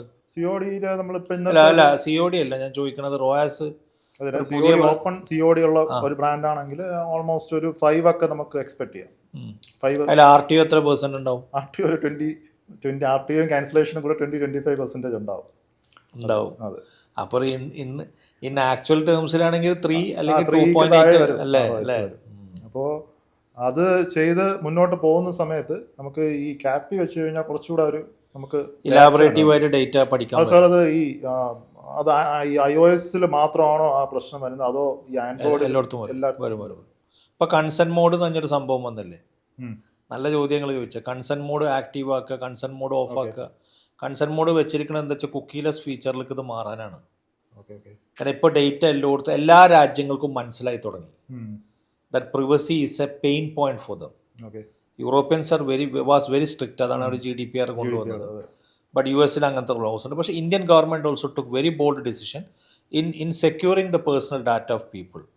അങ്ങനെ വരുന്ന സമയത്ത് ഇപ്പോൾ ഗൂഗിളിനെ സംബന്ധിച്ചിടത്തോളം മെറ്റനെ സംബന്ധിച്ചിടത്തോളം ഒക്കെ കുക്കീലെസ് എൻവിറോൺമെൻറ്റിലേക്ക് മാറേണ്ട ഘട്ടം വന്നിട്ടുണ്ട്. അതാണ് ഇപ്പോൾ നേരത്തെ നമ്മൾ ഈ പോഡ്കാസ്റ്റ് തുടങ്ങുന്നതിന് മുന്നേ നമ്മൾ സുഹൃത്തിനായിട്ട് സംസാരിക്കുമ്പോൾ നമ്മൾ പറഞ്ഞില്ലേ, പറഞ്ഞ പോയിന്റ് എന്താണെന്ന് വെച്ചാൽ ഫസ്റ്റ് പാർട്ടി ഡേറ്റ കമ്പനിയിലുണ്ടോ ആ കമ്പനികൾക്ക് ഇനി വലിയ വാല്യൂ ഉള്ളൂ. ഒരു എക്സാമ്പിൾ പറയുകയാണെങ്കിൽ നമുക്ക് തേർഡ് പാർട്ടി ഡേറ്റാസ് കമ്പനികളിൽ നിന്ന് കിട്ടും അല്ലേ, നമുക്കിപ്പോൾ മെറ്റയും ഗൂഗിളിലൊക്കെ ഉണ്ട്. സെക്കൻഡ് പാർട്ടി ഡേറ്റകൾക്ക് നമുക്ക് ട്രേഡ് ഡെസ്ക് പോലത്തെ പ്ലാറ്റ്ഫോമിനായിട്ട് കണക്ട് ചെയ്യണം. പിന്നെ ഫസ്റ്റ് പാർട്ടി ഡേറ്റ നമുക്കിത് രണ്ടും വെച്ചിട്ട് മാനിപ്പുലേറ്റ് ചെയ്തിട്ട് നമ്മൾ എന്ത് ചെയ്യണം, അതിൻ്റെ ആൽഗോരിതംസ് ടെസ്റ്റ് ചെയ്ത് കഴിഞ്ഞാൽ ഫസ്റ്റ് പാർട്ടി ഡേറ്റ കിട്ടും. ഇനി എന്താ വെച്ചാൽ ഇത് ഈ പ്രിവസി റൂൾസ് ഉള്ളത് കൊണ്ട് ഇതൊന്നും കൂടി സ്ട്രിക്റ്റ് ആവും. സ്ട്രിക്റ്റ് ആവുക എന്ന് വെച്ചാൽ വേറെ കണ്ട് പോളിസീസ് സ്ട്രിക്റ്റ് ആവുമ്പോൾ കമ്പനീസ് കൂടുതലും ഒരു ഇന്നോവേറ്റീവ് മെത്തേഡിലേക്ക് പോകും. അപ്പോൾ ഈ ബ്രൗസർ ബേസ്ഡ് കുക്കികളെ പഠിക്കുന്ന, കാരണം കുക്കിയിൽ വേറൊരു പ്രശ്നമുണ്ട്. ഇപ്പോൾ നമുക്ക് ഹുക്ക് റേറ്റ്, ഹോൾഡ് റേറ്റ് ഒക്കെ സാധാരണ നമുക്ക് കിട്ടുന്ന ഹുക്ക് റേറ്റും ഹോൾഡ് റേറ്റും വലിയ കമ്പനികൾ വിശ്വസിക്കില്ല. അതാണ് ഇപ്പോൾ ഗ്രൂപ്പ് എമ്മിലൊക്കെ വർക്ക് ചെയ്യുന്നവർ, പബ്ലിസിസ്റ്റ് മീഡിയയിലൊക്കെ വർക്ക് അവർക്ക് അതൊക്കെ കുറച്ചും കൂടി എക്സ്റ്റെൻഡഡ് ടൈം അവർക്ക് കിട്ടും. അതാണ് അവരെടുത്ത് പഠിക്കുക. നമ്മളെപ്പോലെ ഉള്ള കണക്കുകളല്ല അവർക്ക് ഉള്ളത്. ഇൻഡെപ്ത് മാത്രമല്ല, അവരുടെ ടൈം പീരീഡും കുറച്ച് കൂടുതലാണ്. അപ്പോൾ അതാണ് പറഞ്ഞത്, അത് കൃത്യമായിട്ട് അറിയുന്ന ഒരു ഘട്ടത്തിലേക്ക് എത്താം. അപ്പോൾ ഒരു പെർഫോമൻസ് മാർക്കറ്റിംഗ് അല്ലെങ്കിൽ ഒരു ഗ്രോത്ത് മാർക്കറ്റർ ഇനി ചിന്തിക്കേണ്ടത് എന്താ വെച്ചാൽ അവർ മൾട്ടി ഫാസറ്റഡ് ടാലൻറ്റഡ് പേഴ്സൺ ആയിരിക്കേണ്ടി വരും. That if he want to improve he skill set, അതായത് ആൾക്കത് വലുതാവുന്ന ഒരു ഘട്ടത്തിലേക്ക് എത്തണം എന്നുണ്ടെങ്കിൽ തീർച്ചയായിട്ടും അത് വേണ്ടി വരും. ഡേറ്റ നന്നായി പഠിക്കണം. ഡേറ്റകളെ പിന്നെ എന്താ പറയുക, ഡേറ്റിനെ മൾട്ടിമിക്സ് മോഡലിങ്ങിന്, മൾട്ടി ടച്ച് ആട്രിബ്യൂഷൻസിന്, ഡേറ്റകൾ കംപ്ലീറ്റ് എങ്ങനെയാണ് കൃത്യമായിട്ട് അതിനെ പഠിക്കാൻ സാധിക്കുക, ടച്ച് വുഡ് ഏതൊക്കെ പ്ലാറ്റ്ഫോംസിൽ നിന്ന്, ഏതൊക്കെ ഡിവൈസ് ID, ഏതൊക്കെ ടൈം പീരിയഡിലാണ്, ഏതൊക്കെ ടൈം സ്ലോട്ടിലാണ്, ഏതൊക്കെ പ്രൊഡക്റ്റിനാണ്, ഏത് കോഹോട്ടിലാണ്, ഏതൊക്കെ ICPs ആണ്, ഇതൊക്കെ ഇയാൾക്ക് അറിയാൻ കഴിഞ്ഞാൽ മാത്രമാണ് കൃത്യമായിട്ട് നമുക്ക് മനുഷ്യൻ്റെ മൈൻഡിനെ മാനിപ്പുലേറ്റ് ചെയ്യാൻ പറ്റുള്ളൂ. മാനിപ്പുലേറ്റ് ചെയ്യുന്നതിൻ്റെ ethical way. I'm not talking on the unethical way, on the ethical way. Okay. അപ്പോൾ സാർ ഇത് ഈ ഒരു പെർഫോമൻസ് മാർക്കറ്റിംഗ്, ഇനിയുള്ള മുന്നോട്ട് പോകുമ്പോഴുള്ള പെർഫോമൻസ് മാർക്കറ്റിംഗ്, ഈവൻ ദോ നമ്മളുടെ ഈ അൽഗോരിതം എല്ലാം ഇത്രയും യൂസർ ഫ്രണ്ട്ലി, അത്ര ഈസി ആയാലും ഈ സാർ നേരത്തെ പറഞ്ഞതുപോലത്തെ ആ 52 ടച്ച് പോയിന്റ്സ് മനസ്സിലാക്കി, 50,000 ടച്ച് പോയിന്റ്സ് മനസ്സിലാക്കി നല്ലൊരു ICP ബിൽഡ് ചെയ്താലേ അതിന് നമുക്കൊരു റിസൾട്ട്സ് അവിടെ ഉണ്ടാവാൻ പറ്റുള്ളൂ. പെർഫോമൻസ് മാർക്കറ്റിന്റെ ജോലി കുറച്ചുകൂടെ കൂടാണ്. പെർഫോമൻസ് മാർക്കറ്റിൻ്റെ ജോലി കൂടുകയാണെന്ന് ചോദിച്ചാൽ കൂടല്ല. സത്യത്തിൽ അവിടെ നടക്കുന്നത് എന്താ വെച്ചാൽ he should be a person who should understand every facets of technical implementation. Plus he should understand the psychology. Plus he should understand the creative testing.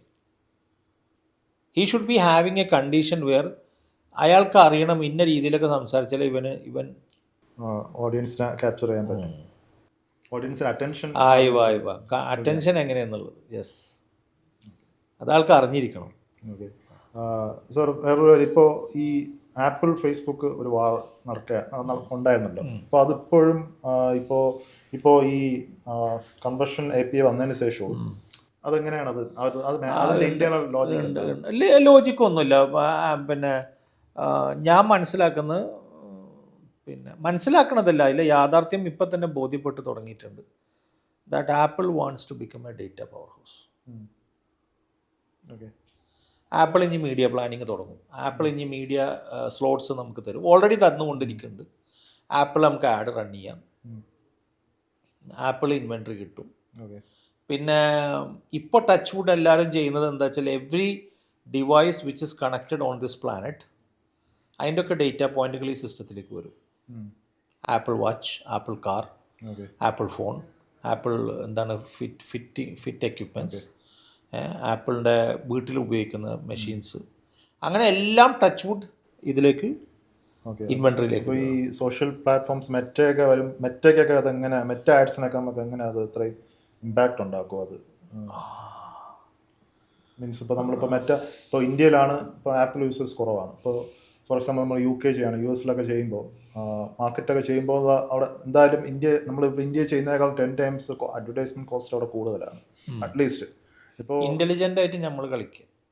അപ്പോൾ അവിടെ വരുമ്പോൾ ഇൻ്റലിജൻ്റ് ആയിട്ട് ഓരോന്ന് അവിടെ ഏതാണോ അനുയോജ്യം, ഓക്കെ, അവിടെ അനുയോജ്യമായ രീതിയിലേക്ക് നമ്മൾ നീങ്ങുക എന്നുള്ളതായിരിക്കും. പിന്നെ നിങ്ങളുടെ ചോദ്യം എന്താ വെച്ചാൽ മെറ്റക്ക് അത് ബുദ്ധിമുട്ടുണ്ടാക്കുമെന്ന് ചോദിച്ചാൽ ക്യാപ്പ് ഇംപ്ലിമെൻറ്റ് ചെയ്തത് കൊണ്ട് വലിയ പ്രയാസം ഇതുവരെ വന്നിട്ടില്ല. പക്ഷെ 100% ഫുൾ പ്രൂഫാണെന്ന് വെച്ചാൽ ഇപ്പോൾ UK-ലും US-ലൊക്കെ അല്ല ഫുൾ പ്രൂഫ് അല്ല. അതാണ് ഏറ്റവും ഇപ്പോൾ ഇമ്പോർട്ടൻ്റ് ആയി പറഞ്ഞ പോയിന്റാണ് ആട്രിബ്യൂഷൻ മിസ്മാച്ച്. അതിന് റീസൺ നിങ്ങൾ ഈ ചോദിച്ചൊക്കെ തന്നെയാണ്. അതെ, ഒരു 100 സെയിൽ നടക്കുകയാണെങ്കിൽ ഇതിനകത്തൊരു 70-80 സെയിലൊക്കെ കാണും. നമുക്ക് ഇന്ത്യയിൽ കാണുന്നതിനേക്കാളും മെട്രിക്സിൽ ഒരു മിസ്മാച്ച് 100%. അത് ഈ മിസ്മാച്ചാണ്. പിന്നെ ആപ്പിളിന് ഡേറ്റ ട്രാക്ക് ചെയ്യാതിരിക്കാനുള്ള പല വഴികളും അവർ നോക്കുന്നുണ്ട്. അവർ ഏറ്റവും കൂടുതൽ പറഞ്ഞ പ്രിവസി എന്നാണ്. അപ്പോൾ നിങ്ങൾ ചോദിച്ചിരിക്കണത് എന്താ വെച്ചാൽ ആപ്പിൾ ഇനി കൊണ്ടുവരും. എൻ്റെ അഭിപ്രായത്തിൽ അവരും ഇനി, കാരണം എന്താ വെച്ചാൽ കാർഫോർ സൂപ്പർ മാർക്കറ്റ് വരെ കൊടുത്തിട്ടുണ്ട്. കാർഫോർ എന്ന് പറഞ്ഞാൽ സൂപ്പർ മാർക്കറ്റ്, ഹൈപ്പർ മാർക്കറ്റ് വരെ ഇൻവെൻട്രി കൊടുത്തിട്ടുണ്ട്. എല്ലാവരും ഇപ്പോൾ ഒരു DMP ആണ് സാറേ. എല്ലാവരും ഒരു DMP ആണ്. DMP എന്ന് പറഞ്ഞാൽ ഡേറ്റ മാനേജ്മെൻറ്റ് പ്ലാറ്റ്ഫോമാണ്. എല്ലാവരും അങ്ങനെ വെച്ച് നോക്കിക്കഴിഞ്ഞാൽ എല്ലാവരും ഇനി അങ്ങനത്തെ ഒരു സിസ്റ്റത്തിലേക്ക് വരും. ഇപ്പോൾ ഒരു എക്സാമ്പിൾ ഞാൻ പറയാണ്, കാർഫോർ പറയാണ്, ഞങ്ങൾ 20 വർഷമായിട്ട് UAE-ലുണ്ട്. ഞങ്ങൾക്ക് ഏകദേശം ഒരു 30 മില്യൺ ഫുട്ഫാൾ ഇവിടെ വന്നിട്ടുണ്ട്. ഒരു 3 മില്യൺ കസ്റ്റമേഴ്സിൻ്റെ ലിസ്റ്റ് ഉണ്ട്. ഇവരെ പാറ്റേൺ ഞങ്ങൾക്കറിയാം. ഇവരെ ബ്രൗസർ യൂസേജ് ഞങ്ങൾക്കറിയാം. ഇവരെ ഇൻ്റർനെറ്റ് യൂസേജ് അറിയാം. ഇവരേതൊക്കെ ടച്ച് വുഡ് സോഷ്യൽ മീഡിയ ഉപയോഗിക്കണം എന്ന് ഞങ്ങൾക്കറിയാം. Because we show them ads. We will give you that inventory, give us money. We will give you that inventory, give us money. അതാണ് ഇപ്പോൾ എല്ലാവരും ചെയ്യണത്. അപ്പോൾ ആപ്പിൾ അത് ചെയ്യുന്നുണ്ടോ എന്ന് ചോദിച്ചാൽ ചെയ്യുന്നുണ്ട്. അല്ലെങ്കിൽ ആപ്പിൾ എങ്ങനെ സെർച്ച് ആഡ് വരുന്നത്? iOS-നുള്ളിൽ നമുക്ക് ആഡ് ചെയ്തുകൂടെ? ചെയ്യാൻ പറ്റില്ലേ? ചെയ്യാൻ പറ്റും എന്നാണ് ഞാൻ വിശ്വസിക്കുന്നത്. അങ്ങനെ വന്നു കഴിഞ്ഞാൽ അതും അതിൻ്റെ റീസൺ തന്നെയല്ലേ. ഒരു ഫുട്ബോൾ സ്റ്റേഡിയത്തിൽ എത്ര ആൾക്കാർ വരുന്നുണ്ടെന്ന് വരെ പഠിക്കാനുള്ള മെത്തേഡ് ഇടുന്നുണ്ട്. അവരുടെ എന്തൊക്കെ അവരെ പ്രൊഫൈലിംഗ് നടത്തുന്നുണ്ട്. അവരെ പ്രൊഫൈലിംഗ് നടത്തിയതിന് ശേഷം ആ പ്രൊഫൈലിംഗ് വഴി ഇവർക്ക് ആ സമയത്ത് എന്ത് കൊടുക്കണം എന്നുള്ളത് മനസ്സിലാക്കാനുള്ള ഒരു ആൽഗോരിതംസ് ഇന്നുണ്ട്. ഞാൻ ഇപ്പോൾ നിങ്ങൾക്ക് തമാശക്കൊരു കാര്യം പറയാം. നിങ്ങളുടെ കയ്യിൽ ഐഫോണാണുള്ളത്. ആ ഐഫോണിന് 5% ബാറ്ററിയാണുള്ളത്. ആ സമയത്ത് നിങ്ങൾ റോട്ടിൽ വന്നിട്ട് മഴ പെയ്തുകൊണ്ടിരിക്കുകയാണ്. നിങ്ങൾക്കൊരു ഊബർ ബുക്ക് ചെയ്യണം. നിങ്ങൾക്കൊരു സർജ് പ്രൈസിങ് സെറ്റ് ചെയ്ത് തരും. എന്താ കാരണം? നിങ്ങളെ മുന്നിൽ വേറെ ഓപ്ഷൻ ഇല്ല. ഇത് ഡേറ്റ വെച്ചിട്ടല്ലേ പഠിക്കണത്. നിങ്ങളെ മുന്നിൽ വേറെ ഓപ്ഷൻ ഇല്ല. അപ്പം നിങ്ങൾക്ക് 10 രൂപക്ക് കിലോമീറ്ററിന് കൊണ്ടതിന് 30 രൂപ 50 രൂപ ഇട്ട് തരും. കാരണം നിങ്ങൾ അതല്ലാതെ വേറെ ഒന്നും ചെയ്യില്ല. അത്രത്തോളം ഡേറ്റ റിഫൈൻഡ് ആണെന്ന് പറയാം.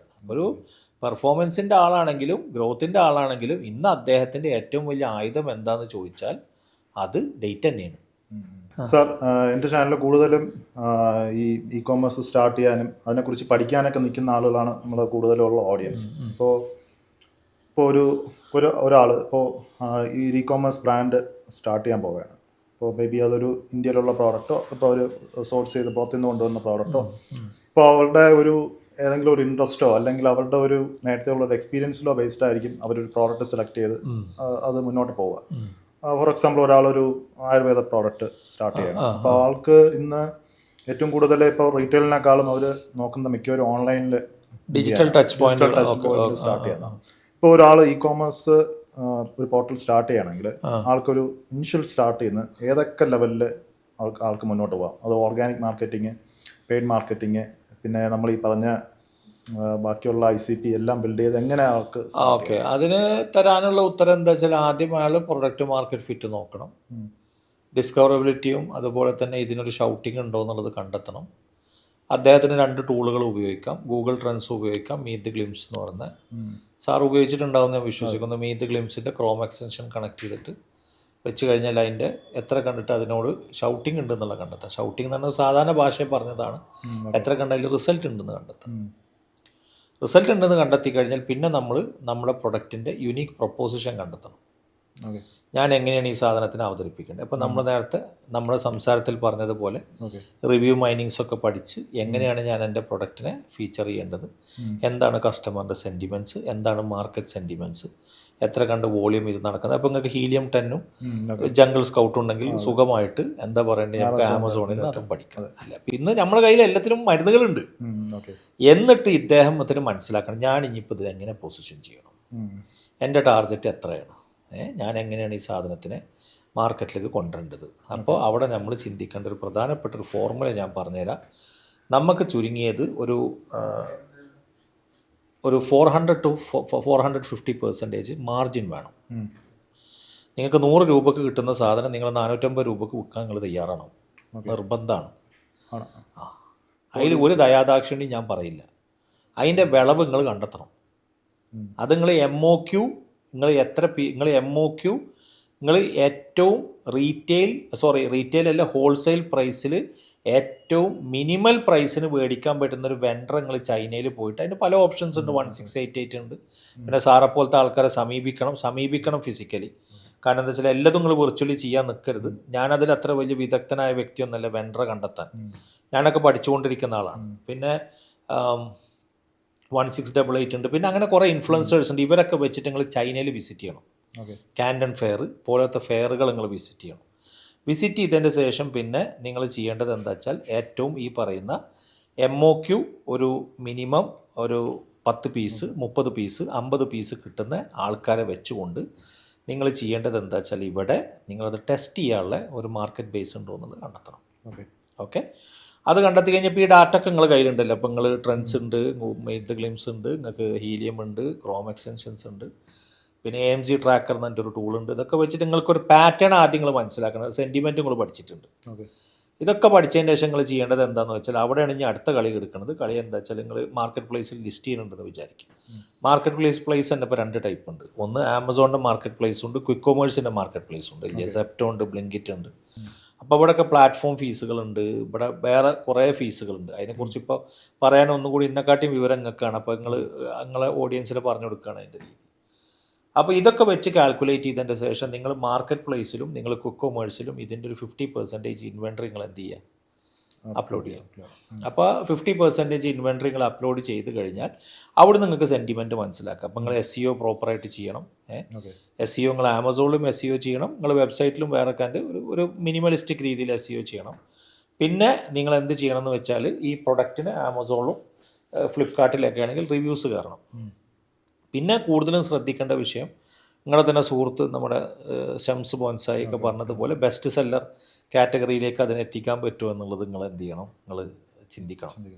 അപ്പോൾ അതങ്ങനെ ചിന്തിച്ചതിൻ്റെ ശേഷം ഒരു പൊസിഷനിങ് നിങ്ങൾക്ക് അവിടെ കിട്ടും. അപ്പോൾ എന്താ വെച്ചാൽ അവിടെ 3 ബെനിഫിറ്റാണ് ഉള്ളത്. ഒന്നാമത്തെ ബെനിഫിറ്റ് ഇതിന് ഡിസ്കവറബിലിറ്റി ഉണ്ടാകുന്ന മനസ്സിലാക്കും. രണ്ടാമത്തെ ഒരു കാര്യം എന്താ വെച്ചാൽ ഇതിന് വോളിയം ഓഫ് ട്രെൻഡ് ഉണ്ടോ എന്ന് നമുക്ക് മനസ്സിലാക്കാൻ പറ്റും. ഇത് രണ്ടും മനസ്സിലാക്കി കഴിഞ്ഞാൽ ഇതിൻ്റെ വേരിയേഷൻസിൻ്റെ ഒരു 30% നിങ്ങൾ D2C വെബ്സൈറ്റിൽ കൊടുക്കണം. നിങ്ങളത് അവിടുന്ന് വിട്ട് കളിക്കാനേ നിൽക്കരുത്. പക്ഷെ അതായിരിക്കണം നിങ്ങളുടെ ഹീറോ പ്രൊഡക്ട്സ്. ഇതൊക്കെ ഇതിൻ്റെ വേരിയേഷൻസ് ആയിരിക്കണം. ഇതിൻ്റെ നമ്മളെ SKUൻ്റെ നമ്മളെ ഇൻവെൻട്രികളിലെ വേരിയേഷൻസ് ആയിരിക്കണം. വേരിയേഷൻസ് നെറ്റ് ഫോർ അത് ശരിക്കും ലീഡ് മാഗ്നറ്റാണ്. ഏത് നമ്മളിപ്പോൾ ഈ മാർക്കറ്റ് പ്ലേസ് കൊടുക്കും. കാരണം അവിടെ കുറേ ചാർജ് നമ്മളിന്ന് കട്ടാവും. ഇനി നമ്മളവിടെ ആഡ് ചെയ്യേണ്ടി വരും, സ്പോൺസേർഡ് പ്രൊഡക്റ്റ് ആഡ് ചെയ്യേണ്ടി വരും, ബ്രാൻഡ് ചെയ്യേണ്ടി വരും. പിന്നെ നമ്മൾ സെപ്റ്റോയിലാണെങ്കിലും ബ്ലിങ്കിറ്റിലാണ് അവിടെയൊക്കെ കോസ്റ്റുകളുണ്ട് അല്ലേ. ഡാർക്ക് സ്റ്റോർ കോസ്റ്റ് ഉണ്ട്, മെയിൻ്റനൻസിൻ്റെ കോസ്റ്റ് ഉണ്ട്, ആഡിൻ്റെ കോസ്റ്റ് ഉണ്ട്, ഇൻവെൻട്രികളിൽ പല സെല്ലിങ്ങിന് കമ്മീഷൻ കോസ്റ്റ് ഉണ്ട്. അങ്ങനെ പല കോസ്റ്റുകളും കഴിഞ്ഞാൽ മാത്രമേ. പക്ഷേ ഞാൻ അതൊരു ലീഡ് മാഗ്നറ്റാക്കി വെച്ച് ഒരു 30% ഹീറോ പ്രൊഡക്റ്റിന് എടുത്തിട്ട് നേരെ നിങ്ങൾ എന്ത് ചെയ്യണം, നമ്മളെ പോർട്ടലിൽ D2Cയിൽ വെക്കണം. ഓക്കെ, അപ്പം നിങ്ങൾക്ക് ഒരു എക്കോസിസ്റ്റത്തിനെ മനസ്സിലായി.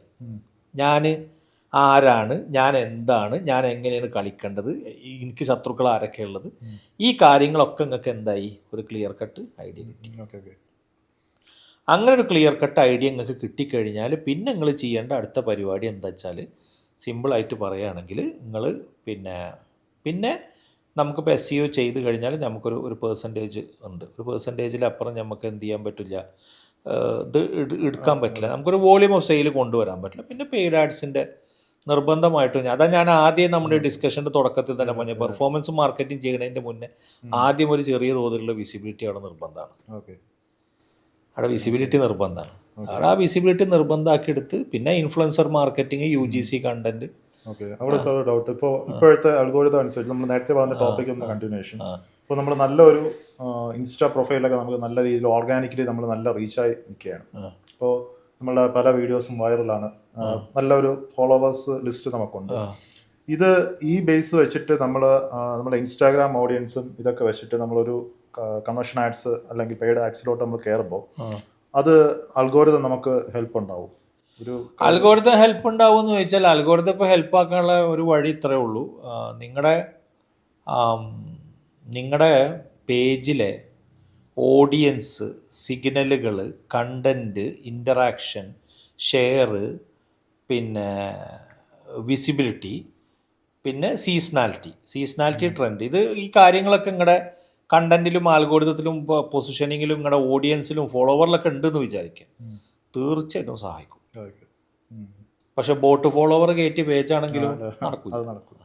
അല്ല, എൻ്റെ ഒരു ക്ലയൻ്റ് ഉണ്ട്, ആള് UK ഒരു ക്ലയൻ്റാണ്, ഒരു ലേഡിയാണ്. അപ്പോൾ ആളുടെ അടുത്ത് നമ്മൾ ഇങ്ങനെ നല്ല രീതിയിൽ ഓർഗാനിക് മാർക്കറ്റിംഗ് ചെയ്യാൻ പറ്റും. അപ്പോൾ നല്ല എക്സ്പെൻസ് മുടക്കി നല്ല ആള് ഇൻഫ്ലുവൻസേഴ്സിനെ കൊടുത്ത് ഓർഗാനിക് മാർക്കറ്റിംഗ് ചെയ്യുന്നുണ്ട്. പക്ഷേ പുള്ളിക്കാരി പറയുന്ന ഒരു കാര്യമുണ്ട്. ഇപ്പോൾ ഞാൻ ഇപ്പോൾ ഓർഗാനിക് മാർക്കറ്റിംഗ് ഇപ്പോൾ ഒരു 2000 pounds കൊടുത്ത് നമ്മൾ ഒരു മാസം നമ്മൾ ഇപ്പം കുറേ വീഡിയോസ് നമ്മൾ പല ഇൻഫ്ലുവൻസേഴ്സിനെ കൊടുത്ത് ചെയ്യാണ്. അപ്പോൾ അതിലൊക്കെ എനിക്ക് ഇൻട്രാക്ഷൻസ് വരുന്നത്, ഈവൻ നല്ല ഇൻഫ്ലുവൻസേഴ്സിന് കൊടുക്കുമ്പോൾ ഇൻട്രാക്ഷൻസ് വരുന്നുണ്ട്. ബട്ട് ഒരു ടൈം കഴിഞ്ഞാൽ എനിക്ക് അങ്ങ് നിന്ന് പോകാണ്. പിന്നെ അത് മാക്സിമം 1-2 weeks കഴിയുമ്പോൾ അതിന്റെ പവറാൻ കഴിയും. ഒരു മേ ബി ആ പുള്ളിക്കാരി ഉദ്ദേശിക്കുന്ന ഇൻട്രാക്ഷൻ സെയിൽസ് ആണ്, ഡയറക്റ്റ് വെബ്സൈറ്റിൽ വരുന്ന സെയിലാണ്, ഓർഗാനിക് ചെയ്തിട്ട് ഓർഗാനിക് ഇൻഫ്ലുവൻസർ മാർക്കറ്റിംഗ് ചെയ്യുമ്പോൾ. പക്ഷേ ആഡ്സ് ഞാൻ പുള്ളിക്കാരിനോട് 2000 pound ഞാൻ നേരെ ആഡ്സിൽ ഇട്ട് കഴിഞ്ഞാൽ എനിക്കൊരു 4 ROIs ആയിട്ട് നമുക്ക് തിരിച്ചു കിട്ടും. അത് കിട്ടും, പക്ഷെ അത് സസ്റ്റൈനബിൾ അല്ലല്ലോ. അതല്ല അവർ പറയുന്നത്. അപ്പോൾ എല്ലാ ഇ-കോമേഴ്സ് ഓണേഴ്സും, ഇപ്പോൾ നമ്മുടെ അടുത്ത് വരുന്ന എല്ലാ ഇ-കോമേഴ്സ് ഓണേഴ്സിനും ഇവർക്ക് വേണ്ടത്, ഇപ്പോൾ ഇവരിൽ മേ ബി ക്രോർസ് ഓഫ് അല്ലെങ്കിൽ ലാക്സ് ഓഫ് റുപ്പീസിൻ്റെ ഇൻവെൻട്രി ഉണ്ടാവും. ഈ ഇൻവെൻട്രി എത്രയും പെട്ടെന്ന് അതിനെ വിറ്റ് തീർത്ത് അവർക്ക് ഇൻവെൻട്രി കഴിഞ്ഞാൽ ഇവർ MOQ കൂടുതൽ മേടിച്ചു വെക്കണം. ഒരു സസ്റ്റൈനബിൾ ആയിട്ടുള്ള അത്യാവശ്യം സസ്റ്റൈൻ ആയിട്ടുള്ള ബ്രാൻഡ്സുകൾ. ഇപ്പോൾ ഒരു മാസം ഒരു മിനിമം ഇപ്പോൾ നമ്മൾ ഇന്ത്യൻ എമൗണ്ട് പറയുകയാണെങ്കിൽ ഒരു 50 lakhs മുകളിൽ സെയിൽ എടുക്കുന്നവർ. അപ്പോൾ അവർക്കെന്ന് ആവശ്യം എന്ന് പറഞ്ഞാൽ ഇതിന് ഇവർ ഈ സാറെടുത്ത് ഇപ്പോൾ ഞാൻ നേരത്തെ പറഞ്ഞ മാർജിൻ ഉണ്ടാവും, അതിൽ മാർജിൻ ഉണ്ടാവും. അവർ ഉദ്ദേശിക്കുന്ന അവർക്കൊരു നമ്മൾക്ക് വരുന്ന ടാർഗറ്റ് എന്ന് പറഞ്ഞാൽ നമുക്ക് ഇത്ര ROIസിലോട്ട് സാധനം പോകണം, അതാണ് നമ്മളുടെ ഉള്ള ടാർഗറ്റ്. ഇന്റർണലി മാർജിൻ ഉണ്ടോ എന്നുള്ള ബ്ലെൻഡഡ് ROIs കിട്ടുമോ സാറേ, അതോ വെറും തുടക്കത്തിലുള്ള ROIs മാത്രമാവോ? ബ്ലെൻഡഡ് ROIs MER ഒക്കെ പേഴ്സണലി ഞാൻ ചെയ്തപ്പോൾ ഇപ്പൊ ഞാനൊരു മുമ്പ് ഇപ്പൊ എനിക്ക് ഇവിടെ അത്യാവശ്യം ഒരു 35 CR പ്ലസ് ക്രോസ് ചെയ്ത ഒരു ക്ലോത്തിങ് ബ്രാൻഡ്, ഒരു ആനുവൽ ടേൺ ഓവർ ക്ലോസ് ചെയ്ത ക്ലോത്തിങ് ബ്രാൻഡ് എനിക്കറിയാം. അപ്പോൾ അവരുടെ അടുത്ത് ഞാൻ ചോദിക്കുമ്പോൾ നമ്മൾ ഇനിഷ്യലി നമ്മളൊക്കെയാണ് സ്റ്റാർട്ട് ചെയ്തത്. ഇപ്പോൾ ഒരു ഫണ്ടഡ് കമ്പനി ആയപ്പോൾ ആദിത്യ ബിർള ഇൻവെസ്റ്റ്മെന്റ് ഫണ്ടൊക്കെ വന്നപ്പോൾ അവർ ഇൻഹോസ് ആയി ടീം. ഇന്നും അവർ എന്നെ നല്ല ടച്ച് ഉണ്ടാവും. അപ്പോൾ അവരുടെ അടുത്ത് ഞാൻ ചോദിക്കുമ്പോൾ അവർ പറയുന്നത് നമുക്ക് നല്ല സെയിലുണ്ട്, ഇതുണ്ട്, എല്ലാം ഉണ്ടെന്ന് പറയുന്നുണ്ട്. പക്ഷേ ഞാൻ പേഴ്സണലി ഞാനൊരു ക്ലോത്തിങ് ബ്രാൻഡ് കുറച്ച് മുമ്പ് സ്റ്റാർട്ട് ചെയ്തു. ഞാൻ സ്റ്റാർട്ട് ചെയ്ത് ഏകദേശം ഒരു നല്ലൊരു കസ്റ്റമർ ബേസ് വരെ പോയിട്ട് ഇപ്പോൾ എനിക്ക് മനസ്സിലായ ഒരു കാര്യം, ഒരു 20-25% RTO വരുന്നുണ്ട്, അതിൻ്റെ മുകളിൽ ഒരു 35% എക്സ്ചേഞ്ചസ് വരുന്നുണ്ട് ക്ലോത്ത് ആയതുകൊണ്ട്. അപ്പോൾ അൾട്ടിമേറ്റ്ലി ഇത് നമുക്ക് ബാങ്കിൽ ഇത് പ്രോഫിറ്റ് ആവില്ല, അത് ഭയങ്കര പാടാണ്. പക്ഷേ ഇത് പുറത്ത് നിൽക്കുന്ന DTCക്കാർ ഇത് പറയില്ല. അവർ പറയുന്നത് നമുക്ക് നല്ല സെയിലുണ്ട്. അപ്പോൾ അവർ ഏജൻസിക്ക് അതാണ് ചില ഈ ലിങ്ക്ഡിൻ എന്ന് പറയുന്ന പ്ലാറ്റ്ഫോമിൽ ഇപ്പോൾ D2Cക്കാരിടുന്ന കണ്ടന്റിന്റെ വലിയൊരു ശതമാനം പ്ലാഗ്യാരിസം ആണെന്ന് അതെ. മീഡിയ ബയേഴ്സ് ഒക്കെ പറയുന്നുണ്ട്. അതിന്റെ റീസൺ ഇപ്പൊ ഇതാവും അല്ലേ? അതെ. ഇല്ല, as A media buyer company അല്ല ഏജൻസി ഓണേഴ്സിന് അല്ല, ഏജൻസി നമുക്ക് വേണ്ടത് എന്താണ്, നമുക്ക് അവർ പറയുന്ന ടാർഗറ്റ് എത്തിച്ചു കൊടുത്തിട്ട് നമ്മളെ പൈസ വാങ്ങുക എന്നുള്ളത് മാത്രമേ നമുക്കുള്ളൂ. ബട്ട് ഞാൻ പേഴ്സണലി ചെയ്ത് നോക്കുമ്പോൾ ഈ എസ്പെഷ്യലി എല്ലാ ബ്രാൻഡ്സുകളും പ്രോഫിറ്റബിൾ അല്ല. അപ്പോൾ അത് എസ്പെഷ്യലി ക്ലോത്തൊക്കെ വരുമ്പോൾ ക്ലോത്തിനൊക്കെ നമുക്ക് വലിയ സെയിൽ ഓളിയോ കാണിക്കാൻ പറ്റും. പക്ഷേ അൾട്ടിമേറ്റ്ലി ആ ഒരു വർഷത്തെ P&L എടുക്കുമ്പോൾ ഈ കാരണം എക്സ്ചേഞ്ചസ് ഇതിന് കൂടുതലാണ്. 35% മുകളിലാണ് നമുക്ക് എക്സ്ചേഞ്ചസ് വരുന്നത്. 25% RTO വരും. അപ്പോൾ അതും കൂടെ വരുമ്പോൾ ബാങ്കിൽ ഇത് പ്രോഫിറ്റബിൾ അല്ല. അതങ്ങനെ ഒരു ഡാർക്ക് സൈഡ്. സസ്റ്റെയിൻ ചെയ്യുക ഇവരിൽ ഫണ്ട് ഉണ്ടാവും. അപ്പോൾ അവർ കൂടുതൽ പ്രോഡക്റ്റ് ഇൻവെൻട്രി ഇറക്കും. പിന്നെ അത് മാക്സിമം അവർ ചെയ്യുന്നതെന്ന് വെച്ചാൽ റിട്ടൻഷനാണ് അവരുടെ ഫോക്കസ്. ഇപ്പോൾ ഫസ്റ്റ് ടൈം കസ്റ്റമേഴ്സ് എക്സ്ചേഞ്ചസ് വന്നാലും അവർ നോ ക്വസ്റ്റ്യൻ ആസ് എക്സ്ചേഞ്ചസ് കൊടുക്കും. എന്നിട്ട് ആ വൺസ് ആ സർവീസ് കിട്ടുമ്പോൾ പിന്നെ അവർക്ക് റിട്ടൻഷൻ കിട്ടും. അവരുടെ ഉദ്ദേശം ഒരു മാക്സിമം ലോവസ്റ്റ് കോസ്റ്റിൽ കസ്റ്റമറിന് അക്യൂർ ചെയ്യുക. അപ്പോൾ അതിനൊരു ഫ്രണ്ട് എൻഡ് 2-3 ഓഫേഴ്സാണ് അവർക്ക്. ഇപ്പോൾ ക്ലോത്ത് ഒക്കെ ആണെങ്കിൽ പാക്ക് ഓഫ് 3, പാക്ക് ഓഫ് 2, അങ്ങനെ ഒരു മാക്സിമം അക്വിസേഷൻ ഏറ്റവും ലോവസ്റ്റ് കോസ്റ്റിൽ എടുക്കാൻ നോക്കും. അതിനെ ഓർഗാനിക് പെയ്ഡ് ആയിട്ട് അവർ സ്പ്ലിറ്റ് ചെയ്തിട്ട് നല്ല രീതിയിൽ അത് കൊണ്ടുപോകും. എന്നിട്ട് വൺസ് അവർ ഡാറ്റ കിട്ടിക്കഴിഞ്ഞാൽ ഇപ്പോൾ ഗോക്കിക് പോലെയുള്ള അതിലൊക്കെ യൂസ് ചെയ്യുമ്പോൾ നമുക്ക് ജസ്റ്റ് ഇപ്പോൾ സൈറ്റിൽ പോയാൽ മതി. നമ്മളുടെ ഉടൻ വാട്സാപ്പ് അവർ നമ്മളെ ഡയറക്റ്റ് നേരത്തെ ഏതെങ്കിലും ഗോക്കിക്കിൽ നമ്മൾ വാങ്ങിച്ചിട്ടുണ്ടെങ്കിൽ ഉടൻ തന്നെ നമ്മൾ ഡാറ്റ അവർക്ക് കിട്ടിക്കഴിഞ്ഞു, നമ്മുടെ നമ്പർ അവർക്ക് കിട്ടിക്കഴിഞ്ഞു. അടുത്ത സെക്കൻഡോടൊക്കെ മെസ്സേജ് വരും, നമ്മൾ നോക്കിയ പേജ് ഇതാണ്, നിങ്ങൾക്ക് കുറച്ചുകൂടെ വേറെ കളക്ഷൻസ് ഉണ്ടെന്നൊക്കെ പറഞ്ഞ് മെസ്സേജസ് വരും. വൺസ് കുറെ APIs നമുക്ക് ഇന്റഗ്രേറ്റ് ചെയ്യാൻ നൈട്രോ എന്ന് പറഞ്ഞൊരു ഇതുണ്ട്. ഏതാണ് സാറേ? നൈട്രോ എന്ന് പറഞ്ഞൊരു ഗോക്കിക്ക് ചെയ്യുന്ന ഇതുണ്ട്. പിന്നെ ക്വിക്ക് പാസ് എന്ന് പറഞ്ഞ അവരൊരു ആപ്പ് ഉണ്ട്, അതാണ് ഇത് ചെയ്യുന്നത്. അപ്പോൾ ഇത് വരുമ്പോൾ വൺസ് അവരെ ഒരു പർച്ചേസ് നമുക്ക് കിട്ടിക്കഴിഞ്ഞാൽ പിന്നെ നമ്മളുടെ ഫുൾ ഡാറ്റ അവരിലേക്ക് കിട്ടിക്കഴിഞ്ഞു. പിന്നെ അവർ നമ്മളെ അടുത്ത നിങ്ങളത് വലിയൊരു ഇൻസൈറ്റ് ആണെന്ന് സത്യത്തിൽ ഈ ഡിസ്കഷനിൽ കൊടുത്തത്. 35% ക്ലോത്തിന് റീചേഞ്ചും അതേപോലെ 25% RTO വരും. അപ്പോൾ സത്യം പറഞ്ഞാൽ ഇത് ഇറങ്ങുന്നതിൻ്റെ മുന്നേ കൃത്യമായൊരു പഠനം നടത്തി ഇറങ്ങുക. അവസരങ്ങളുണ്ട്. കാരണം എനിക്കറിയുന്ന സുഹൃത്തുക്കളുണ്ട് 100 കോടി 200 കോടിയുടെ സെയിൽ വെറും കാൻഡൻ ഫെയറിൽ പോയിട്ട്. ചൈന പ്രോഡക്ട്സിന് കുറച്ചുകൂടെ ബെറ്റർ ആണ്. കാരണം അത് ആ പ്രോഡക്ട്സ് നമുക്ക് പെട്ടെന്ന് ബ്രാൻഡ് ചെയ്യാൻ പറ്റും. ഈ നമ്മൾ ഈ ക്ലോത്ത് പോലെയൊന്നുമല്ല. ആ പ്രോഡക്ട്സ് കുറച്ചുകൂടെ നമുക്ക് ഇപ്പോൾ ആമസോണിലൊക്കെ ഇതിൽ വന്നാലും കുറച്ചുകൂടെ ബെറ്റർ ആയിട്ട് പെർഫോം ചെയ്യാൻ പറ്റും. നല്ല ക്വാളിറ്റിയുള്ള പ്രോഡക്ട്സ് നമുക്ക് നല്ല രീതിയിൽ നമുക്ക് ബ്രാൻഡ് ചെയ്യാൻ പറ്റും. പിന്നെ മാർജിനും ഹെവി ആയിട്ട് നമുക്ക് കൊണ്ടുപോകാൻ പറ്റും. അതുകൊണ്ടാണ് മിക്കവരും ബ്രാൻഡ് ബിൽഡ് ചെയ്യാൻ നേരത്ത് ഈ ചൈന സോഴ്സിങ് അവർ ഓപ്റ്റ് ചെയ്യുന്നത്. അതിന് ഒരു സെപ്പറേറ്റ് ആയിട്ട്. സാർ അഭിപ്രായത്തിൽ ഇപ്പോൾ ഏതൊക്കെ നീഷിലേക്ക് ഇപ്പോൾ ഇറങ്ങാൻ പറ്റും ഒരു E-commerce? അത് നമ്മളുടെ ഒരു ജനറൽ നോളജ് പറയുകയാണെങ്കിൽ അത് ഡിപ്പെൻഡ്സ് ഓൺ നമ്മളെ ഇൻട്രസ്റ്റ് ആണ്. ഇപ്പം നമുക്കൊരു പർട്ടിക്കുലർ പ്രോഡക്റ്റിലോട്ട് അല്ല, നമ്മളിപ്പോൾ ഒരാൾക്കൊരു അഡ്വൈസ് കൊടുക്കുകയാണ്, നിങ്ങൾ ഇന്ന നീഷുകളിലാണ് ഇപ്പോൾ ഫോക്കസ് ചെയ്യേണ്ടത്. ആളുടെ ഒരു ഇൻട്രസ്റ്റും അതിനകത്ത് ഫാക്ടറാണ്. ഇപ്പോൾ ഒരാൾക്കൊരു ട്രാവലാണ് ഇൻട്രസ്റ്റ് എങ്കിൽ പുള്ളിക്കാരന് കുറേ കൂടെ അതിനകത്ത് വർക്ക് ചെയ്യാൻ പറ്റും. ഇപ്പോൾ ട്രാവൽ കൈൻഡ് ഓഫ് ഒരു പ്രോഡക്ട്സ് അവർക്ക് കണ്ടെത്താൻ പറ്റും. അത് ഇപ്പോൾ ഇന്ത്യ ബേസ്ഡ് ആണോ ചൈന ബേസ്ഡ് ആണോ അവർക്ക് എത്താൻ പറ്റും. ഒരാൾക്ക് ഗെയിമിംഗ് ഭയങ്കര ഇഷ്ടമാണ്, ഗെയിമിങ്ങിനെ കുറിച്ച് കംപ്ലീറ്റ് ആയിട്ട് അറിയാം. അപ്പോൾ അതിനകത്ത് ബേസ്ഡ് ആയിട്ടുള്ള കുറേ പ്രോഡക്ട്സ് അവർക്ക് ഫൈൻഡ് ഔട്ട് ചെയ്യാൻ പറ്റും. അപ്പോൾ അത് അവർക്ക് കുറച്ചുകൂടെ അതിനകത്ത് വർക്ക് ചെയ്യാൻ പറ്റും. സാർ പറഞ്ഞ പോലെ നമുക്ക് കോണ്ടന്റ് ക്രിയേറ്റ് ചെയ്യാനും അവിടെ ICT ബിൽഡ് ചെയ്യാനും അവർക്ക് കുറച്ചുകൂടെ ഒരു ഡെപ്ത് ആയിട്ട് ഇറങ്ങാം. ഇപ്പോൾ ഒരു വുമൺ ആൾക്ക് ഈ ജ്വല്ലേഴ്സ് ഭയങ്കര ഇഷ്ടമാണ്. അവർക്ക് അത് പെട്ടെന്ന് നമുക്ക് ഫ്രണ്ട് കാണാൻ പറ്റാത്ത പല കാര്യങ്ങൾ അവർക്ക് കാണാൻ പറ്റും.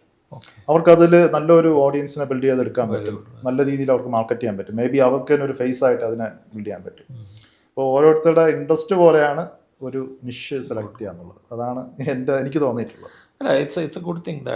ഒരു ഐഡിയ ഇല്ലെങ്കിൽ നമുക്ക് ഇരുന്ന് റിസർച്ച് ചെയ്യാം. ഇതുപോലുള്ള ടൂൾസൊക്കെ വെച്ചിട്ട് ഏതൊക്കെയാണ് നമുക്ക് ബെറ്റർ ആയിട്ട് വർക്ക്ഔട്ട് ചെയ്യാൻ പറ്റുന്നത് അത് നോക്കി വർക്ക്ഔട്ട് ചെയ്താലും നിങ്ങൾ പറയുന്ന ഒരു പോയിന്റ് അവിടെ ഇമ്പോർട്ടൻ്റ് അല്ലേ? അതെ. കാരണം ഇദ്ദേഹത്തിന് ഈ വിഷയത്തിൽ താല്പര്യം വേണ്ടേ? അതെ, താല്പര്യം വേണം. അപ്പോഴാണല്ലോ ഇയാൾക്ക് ഇത് കൃത്യമായിട്ട് മനസ്സിലാവും. നമ്മളിപ്പോൾ ഒരു നിഷൊക്കെ നമ്മളിപ്പോൾ ചെയ്യുന്ന സമയത്തൊക്കെ, ഇപ്പം ഞാൻ പേഴ്സണലി ചെയ്യാൻ ഉദ്ദേശിക്കുന്ന സമയത്തൊക്കെ, ഇപ്പം ഇന്ന് ഈ ടിക്ടോക്കിലുള്ള ടിക്ടോക്ക് ഷോപ്പിൽ തന്നെ ഏറ്റവും കൂടുതൽ വർക്കിംഗ് ആയിട്ടുള്ള പ്രോഡക്ട്സ് ഫൈൻഡ് ഔട്ട് ചെയ്യാനുള്ള ടൂളൊക്കെ ഉണ്ട്. കുറേ ബെറ്റർ ആയിട്ടുള്ള അടിപൊളി ടൂളുകളുണ്ട്. ആ ടൂൾ വെച്ച് കഴിഞ്ഞാൽ നമുക്കറിയാൻ പറ്റും ഏത് പ്രോഡക്റ്റാണ് ഏറ്റവും കൂടുതൽ കഴിഞ്ഞ ലാസ്റ്റ് 30 ഡേയ്സിൽ ഏത് കാറ്റഗറിയിലാണ് ടിക്ടോക്ക് ഷോപ്പിൽ ഏറ്റവും കൂടുതൽ വിറ്റ് പോയിട്ടുള്ളത്, അത് ഏത് ക്രിയേറ്ററാണ് ഏറ്റവും കൂടുതൽ വിറ്റ് പോയിട്ടുള്ളത്, അത് എത്ര ക്രിയേറ്റേഴ്സ് അത് ചെയ്യുന്നുണ്ട്. അപ്പോൾ ഈ ഒരു പ്രോഡക്റ്റിൻ്റെ ഐഡിയ നമുക്ക് കിട്ടിക്കഴിഞ്ഞാൽ നമുക്ക് ആ പ്രോഡക്റ്റ്, ഇപ്പോൾ ഫോർ എക്സാമ്പിൾ ആ പ്രോഡക്റ്റ് US ഏറ്റവും കൂടുതൽ ബെറ്റർ ആയിട്ട് വർക്ക് ചെയ്യുന്നത്. ഈ പ്രോഡക്റ്റ് നോക്കുക, ഈ പ്രോഡക്റ്റിൻ്റെ ചൈന സോഴ്സിൻ്റെ ഡീറ്റെയിൽസ് നോക്കുക. മേ ബി US അത് $39 വിൽക്കുന്നത് ആ പ്രോഡക്റ്റ്. ടിക്ടോക്കിൽ ഓൾമോസ്റ്റ് 1 million പ്ലസ് US അത് ടിക്ടോക്ക് ഷോപ്പിൽ അത് വിറ്റ് പോയിട്ടുണ്ട് ആ പർട്ടിക്കുലർ പ്രോഡക്റ്റ്. ഈ പ്രോഡക്റ്റിൻ്റെ നമ്മൾ അടുത്ത് നോക്കുകയാണ് UK മാർക്കറ്റ് നോക്കുകയാണ്. UK ആരും ചെയ്യുന്നില്ല ആ പ്രോഡക്റ്റ്. അത് ഹ്യൂജ് ഓപ്പർച്യൂണിറ്റിയാണ് നമുക്ക്. നമ്മൾ ഉടൻ തന്നെ അത് ചൈനയിൽ സോഴ്സ് നോക്കും. ചൈനയിൽ മേ ബി അത് $10 താഴെ ആയിരിക്കും, അല്ല $5 ഉണ്ടാക്കും. നമ്മളത് തന്നെ ആദ്യം സാർ പറഞ്ഞൊരു MOQ എടുക്കും, അതിന് നമ്മൾ ടെസ്റ്റ് ഔട്ട് ചെയ്ത് നോക്കും. അതിനകത്ത് തന്നെ ഈ ഡാറ്റാസിനകത്ത് തന്നെ ഇവരുടെ ഏറ്റവും ബെസ്റ്റ് ആയിട്ടുള്ള ക്രിയേറ്റീവ്സ് നമുക്ക് ഉണ്ട്. ഈ ക്രിയേറ്റീവ് നമ്മൾ ഇനി എടുക്കും, UK ടെസ്റ്റ് ഔട്ട് ചെയ്ത് നോക്കും. വർക്കാണെങ്കിൽ നമ്മൾ ഉടൻ തന്നെ ബൾക്ക് എടുക്കും, ഉടൻ തന്നെ നമ്മൾ പ്രൈവറ്റ് ലേബിളാക്കും, നമ്മളൊരു ബ്രാൻഡാക്കും.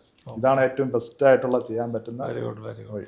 ഓക്കെ, നമ്മൾ അങ്ങനെയാണ് ഒരു കറക്റ്റായിട്ടൊരു മാർക്കറ്റിൽ പെട്ടെന്ന് ഒരു പ്രോഡക്ട്സ് നമുക്ക് നിഷൊന്നും ഐഡിയ ഇല്ലെങ്കിൽ നമ്മൾ ബിൽഡ് ചെയ്ത്. സാർക്ക് ഇപ്പോൾ ഈ ടിക്ടോക്കിൻ്റെ ടൂള് ഓർമ്മ വരുന്നുണ്ടോ? ഇപ്പോൾ ഈ നേരത്തെ ചോദിച്ച ടൂള് ഉണ്ട്.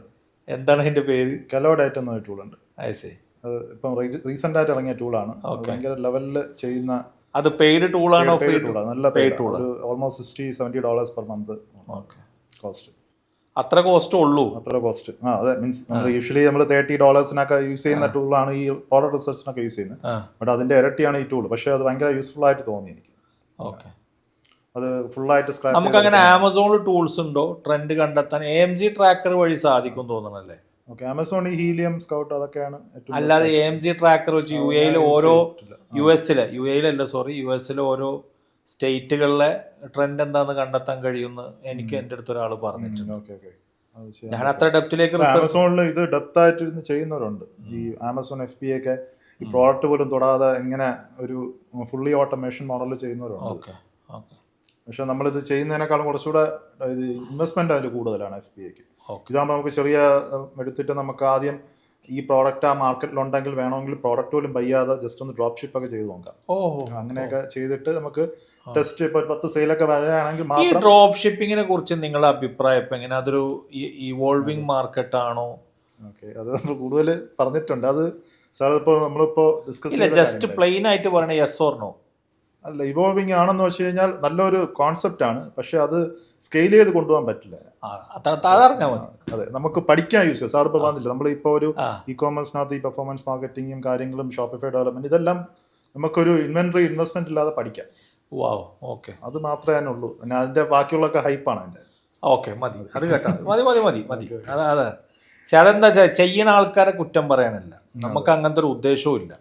നമ്മൾ എന്തിൻ്റെയും ഒരു നിജസ്ഥിതി. ഇപ്പം ഞാൻ പറയുകയാണെങ്കിൽ പെർഫോമൻസ് മാർക്കറ്ററായ ഞാൻ ഒരു കാര്യം തുറന്ന് സമ്മതിക്കാം, 2 വർഷത്തിനുള്ളിൽ ഈ സ്കില്ല് കയ്യിൽ നിന്ന് പോകും. 2 വർഷത്തിൻ്റെ ഉള്ളിൽ ഈ സ്കില്ല് ട്രാൻസിഷൻ വരും. ഇപ്പോഴുള്ള സ്കില്ല് വെച്ചിട്ട് ഇനി മുന്നോട്ട് പോകാൻ പറ്റില്ല. ഡേറ്റ എൻജിനീയറിങ്ങിനെ കൃത്യമായിട്ട് കൈകാര്യം ചെയ്യാൻ പറ്റാത്ത രീതിയിലേക്ക് ഞാനടക്കം ഇവോൾവ് ചെയ്തിട്ടില്ലെങ്കിൽ എൻ്റെ കയ്യിലുള്ള ഈ സ്കില്ല് വരെ ട്രാൻസിഷൻ ചെയ്യുമ്പോൾ ഞാൻ പരാജയപ്പെടും. അപ്പോൾ ഇപ്പോഴത്തെ ഏറ്റവും വലിയ സ്കില്ല് ഒരു മനുഷ്യർക്ക് എന്താ വേണ്ടിയെന്ന് വെച്ചാൽ എപ്പോഴും ready to adapt and transition. അതുകൊണ്ടാണ് ഞാൻ ഡ്രോപ്പ് ഷിപ്പിങ്ങിൻ്റെ കാര്യങ്ങൾ അതല്ല, അത് ജസ്റ്റ് ഒരു നമുക്ക് പഠിക്കാൻ വേണ്ടി യൂസ് ചെയ്യാവുന്ന എൻ്റെ ഒരു ഇതുള്ളൂ. എൻ്റെ ഒരു എക്സ്പീരിയൻസിൽ നിന്ന് ഞാൻ ഡ്രോപ്പ് ഷിപ്പിംഗ് ചെയ്ത് നല്ല രീതിയിൽ സ്റ്റോൾ സ്കെയിൽ ചെയ്തിട്ടുണ്ട്. പക്ഷേ പ്രോഡക്റ്റ് നമ്മളെ കൺട്രോളിലല്ല. പ്രോഡക്റ്റ് ഇല്ലെങ്കിൽ പിന്നെ നമ്മൾ പറഞ്ഞിട്ട് വെച്ചിട്ട് ഞാനത് ഒരിക്കൽ ഒരു സ്ഥലത്ത് ചെന്ന് പഠിപ്പിക്കുന്ന സമയത്ത് ഞാൻ പറഞ്ഞു, നിങ്ങളത് അത്ര വലിയ രീതിയിലേക്ക് അത് ചെല്ലിക്കാൻ പറ്റും എന്നുള്ള കാര്യങ്ങൾ ചിന്തിക്കരുത്. പക്ഷെ ചെറിയ കാര്യങ്ങൾക്ക് അത് ഓക്കെയാണ്. അതെ, പിന്നെ അതിന് ഒരു ഇന്റർനെറ്റിലൊരു ഹൈപ്പ് ഉണ്ട്, ഒരു ക്വിക്ക് മണി സ്കീമായിട്ടൊരു ഹൈപ്പ്. അത് അതിൻ്റെ ടാഗ് നിൽക്കുകയാണ്. അതുകൊണ്ടാണ് അതെല്ലാവരും ഇങ്ങനെ ഇപ്പോഴുള്ള ജനറേഷൻ പിള്ളേരൊക്കെ അതിനു വേണ്ടി എൻ്റെ പുറകെ പോകുന്നത്, പെട്ടെന്ന് കാശുണ്ടാക്കാം എന്നുള്ള ഒരു. പക്ഷെ അത് നമ്മൾ ഇത് ചെയ്യുന്ന അതേ പ്രോസസ്സ് തന്നെയാണ്. ഇൻവെന്ററി മാത്രം നമ്മളതിലില്ല, ഒരു സപ്ലയർ എന്നേ ഉള്ളൂ. ബാക്കിയെല്ലാം ഒരു DTC ഇ-കോമേഴ്സ് ചെയ്യുന്നത് പോലെ തന്നെയാണ്. അപ്പോൾ അതിൻ്റെ അണ്ടർസ്റ്റാൻഡിങ്ങും അതിൻ്റെ അവയർനെസ്സൊക്കെ അതങ്ങനെയല്ല. ഇത് ഇങ്ങനെ കുറേ പഠിച്ച് നമുക്ക് കുറേ കഷ്ടപ്പെട്ടൊക്കെ ഇത് ചെയ്യാൻ പറ്റുമോ എന്നുള്ള അവയർനെസ്സാണ് കൂടുതലും ഞാൻ ചാനലിലൂടെ കൊടുക്കുന്നത്. ഓക്കെ, അത് നല്ല നമ്മൾ ഇങ്ങനെ പറയുമ്പോൾ ആളുകൾക്ക് അത് അല്ല എനിക്കതിന് നിജസ്ഥിതി അറിഞ്ഞാൽ മതിയല്ല. ഞാനത് ചെയ്യുന്നവരെയും കുറ്റം പറയുന്നില്ല. നമുക്കുണ്ടല്ലോ ഒരു ഇൻഡസ്ട്രിയുടെ ഓവർ ഹൈപ്പില്ലേ, അതറിയാൻ വേണ്ടി ചോദിച്ചു. ഓക്കെ സാർ, ഇനി നമുക്ക് ഈ നോൺ ഇ-കോമേഴ്സ് ആയിട്ടുള്ള ആളുകൾ, ഇപ്പം സർവീസസ് ചെയ്യുന്ന ആളുകൾ, പിന്നെ ഈ എന്താ പറയുക നോൺ ഒരു സർവീസസോ അല്ലെങ്കിൽ വേറെ ഇപ്പോൾ റീറ്റെയിൽ ആയിട്ടൊക്കെ നിൽക്കുന്ന ആളുകൾ, ഇപ്പോൾ ഇവർക്കൊരു ഡിജിറ്റൽ പ്രസൻസിലോട്ട് വന്നവരെ സെയിൽസ് ബൂസ്റ്റ് ചെയ്യാനുള്ള കാര്യങ്ങൾ, ഇത് എങ്ങനെയൊക്കെ നമുക്ക് ഈ ഇപ്പോൾ ഉള്ള രീതിയിൽ ഇപ്പോഴത്തെ ആൽഗോരിതം വെച്ചിട്ട് എങ്ങനെ നമുക്ക് അത് മുന്നോട്ട് കൊണ്ടുപോകാൻ പറ്റും? ക്രിയേറ്റീവ് ടെസ്റ്റിംഗ് തന്നെ ക്രിയേറ്റീവ് ടെസ്റ്റിംഗ് തന്നെ. പിന്നെ ഇപ്പം നമ്മൾ ലീഡ് ജനറേഷൻ എടുക്കുകയാണെങ്കിൽ ലീഡ് ജനറേഷനിൽ ഇപ്പോൾ നമുക്ക് ലീഡ് ജനറേഷനിൽ ഒന്നുകൂടിയും അതിനെ സ്ട്രീം ലൈൻ ചെയ്യാം. ഓക്കെ. നമുക്കതിനെ ഒരു സെയിൽസ് ക്വാളിഫൈഡ് ലീഡിലേക്ക് എത്തുന്നത് പോലെ most qualified lead MQL SQL എന്ന് പറയും. ഓക്കെ. അവിടെ ഈ SQL എന്ന് പറഞ്ഞ സെയിൽസ് ക്വാളിഫൈഡ് ലീഡ് കിട്ടണമെന്നുണ്ടെങ്കിൽ ഓർഗാനിക് പ്രസൻസ് നിർബന്ധം. അതല്ലെങ്കിൽ വേറെ കണ്ട് സീസണാലിറ്റിയോ ട്രെൻഡും അനുസരിച്ചിട്ട് മാത്രമേ കിട്ടുള്ളൂ. ഓക്കെ. അത് റിട്ടൻഷൻ മാർക്കറ്റിംഗ്, റെഫറൽ മാർക്കറ്റിംഗ് ആ കമ്പവത്തിന് കൃത്യമായിട്ട് ആ കമ്പനിക്ക് കൃത്യമായിട്ടുള്ള ഒരു പൈപ്പ് ലൈൻ, ഒരു ഫൗണ്ടേഷൻ വേണം. ഏതൊരു കമ്പനിക്കും B2Bയിലാണെങ്കിൽ SQL ആവാൻ വേണ്ടി ചിലപ്പോൾ 1.5 വർഷം വരെ എടുക്കാറുണ്ട്. SQL കസ്റ്റമർ ആവാൻ. ഓക്കെ. സെയിൽസ് ക്വാളിഫൈഡ് ലീഡ് കസ്റ്റമർ ആവണമെന്നുണ്ടെങ്കിൽ B2Bയിൽ ticket size average order value $10,000 പുറത്തൊക്കെ ആണെങ്കിൽ ചിലപ്പോൾ അത് 1.5 വർഷം വരെ കിട്ടും. അപ്പം നമ്മളവിടെ ആ കമ്മ്യൂണിക്കേഷൻ ഗ്യാപ്പ് ഒരിക്കലും ഒഴിവാക്കരുത്. നമ്മൾ ആവറേജ് ഓർഡർ വാല്യൂ ഇപ്പോൾ ഒരു എഡ്യൂക്കേഷൻ സ്ഥാപനമാണ്, എഡ്യൂക്കേഷൻ സ്ഥാപനമൊക്കെ ആകുമ്പോൾ ആവറേജ് ഓർഡർ വാല്യൂ ഇപ്പോൾ 30,000-40,000 ഒക്കെ ആണെങ്കിൽ അവിടെ സെയിൽസ് ക്വാളിഫൈഡ് ലീഡായി മാറണമെന്നുണ്ടെങ്കിൽ, most qualified lead sales qualified ലീഡായിട്ട് മാറണമെന്നുണ്ടെങ്കിൽ നമുക്കൊരു 15 ദിവസത്തിനുള്ളിലൊക്കെ നടത്തിയിരിക്കണം. പക്ഷേ ഫസ്റ്റ് കോള് ലീഡ് കിട്ടിയ ഉടനെ 15 to 20 അല്ലെങ്കിൽ അരമണിക്കൂറിനുള്ളിൽ വിളിക്കണം. ഓക്കെ. അത് നിർബന്ധമാണ്. കാരണം ആ കമ്മ്യൂണിക്കേഷൻ അവിടെ നിർത്തണം. പിന്നെ നമുക്ക് കിട്ടുന്ന ഡേറ്റ കൂടുതലും ഞാൻ നേരത്തെ പറഞ്ഞില്ല, ആൽഗോരിതത്തെ നമ്മൾ പഠിപ്പിക്കുക. You don't fight with the algorithm, you don't blame the algorithm, you just train the algorithm that I need this. ഈ രീതിയിലേക്ക് നിങ്ങൾക്ക് ഒരു ലേണിങ്സ് കിട്ടിയ ഒരു ആൽഗോരിതം അക്കൗണ്ട് ക്യാമ്പയിൻ ആണെങ്കിൽ നിങ്ങൾക്ക് ഈ പറയുന്ന SQL കിട്ടാനുള്ള സാധ്യത എൻ്റെ ഒരു അഭിപ്രായത്തിൽ 30 to 40% അപ്റ്റിക്കാണ്. മറ്റൊരെ കാട്ടി, സാധാരണ ആൾക്കാരെ കാട്ടി അപ്റ്റിക്കാണ്. ഒക്കെ ലേണിങ്സ് ആണ് നിങ്ങളൊക്കെ എടുക്കുന്നത്. പിന്നെ അവിടെ CRM നിർബന്ധമാണ്, ഫണൽ നിർബന്ധമാണ്, കോൾസ് നിർബന്ധമാണ്. ഇതൊക്കെ ഈ കണക്റ്റഡ് ആണ്. മനസ്സിലാണ്ട്. പിന്നെ കാരണം എന്താ വെച്ചാൽ എപ്പോഴും കസ്റ്റമറിനെ കറക്റ്റ് ലൂപ്പിൽ നിർത്തണം. That I am caring for you, ഞാൻ നിന്നെ ശ്രദ്ധിക്കുന്ന ആളാണ് എന്ന് വന്നു കഴിഞ്ഞാൽ പിന്നെ പ്രശ്നമൊന്നുമില്ല. അപ്പോൾ ലീഡ് ജനറേഷൻ മാത്രമാണ് ഇപ്പോൾ പെർഫോമൻസിൻ്റെ സൈഡിൽ അവിടെ വരിക. ബാക്കി അവയർനെസ്സിൻ്റെ സൈഡിലും ബാക്കി എൻഗേജ്മെൻറ്റിൻ്റെ സൈഡിലൊക്കെ വരികയാണെങ്കിൽ അവിടെ ഞാൻ പറയും creative testing automation, creative testing automation. Okay. ഇപ്പോൾ ഫോർ എക്സാമ്പിൾ അപ്പോൾ വേറെ ഒരാൾക്ക് ചോദിക്കുക അപ്പോൾ ഡീറ്റെയിൽ ടാർഗറ്റിംഗ് ചെയ്യാൻ പറ്റില്ല എന്ന് ചോദിക്കുക. ചെയ്യാൻ പറ്റും, ചെയ്യാൻ പറ്റായിക്കൊന്നുമില്ല. പക്ഷെ നിങ്ങൾ അതിൻ്റെ ട്രാൻസിഷൻ ചെയ്യാനുള്ള ഒരു മനോഭാവം ഉണ്ടാക്കിയെടുക്കണമെന്നേ ഉള്ളൂ. ഓക്കെ. ഓക്കെ. നമ്മളിപ്പോൾ ഇ-കോമേഴ്സ് ക്ലയൻറ്റ്, ഒരു e-commerce owner, merchant, on an average ഒരു 10 to 15 lakhs ആഡ്സിൽ സ്പെൻഡ് ചെയ്യണം. 50,000 രൂപ ദിവസം, ഒരു ദിവസം 50,000 രൂപ സ്പെൻഡ് ചെയ്യണം.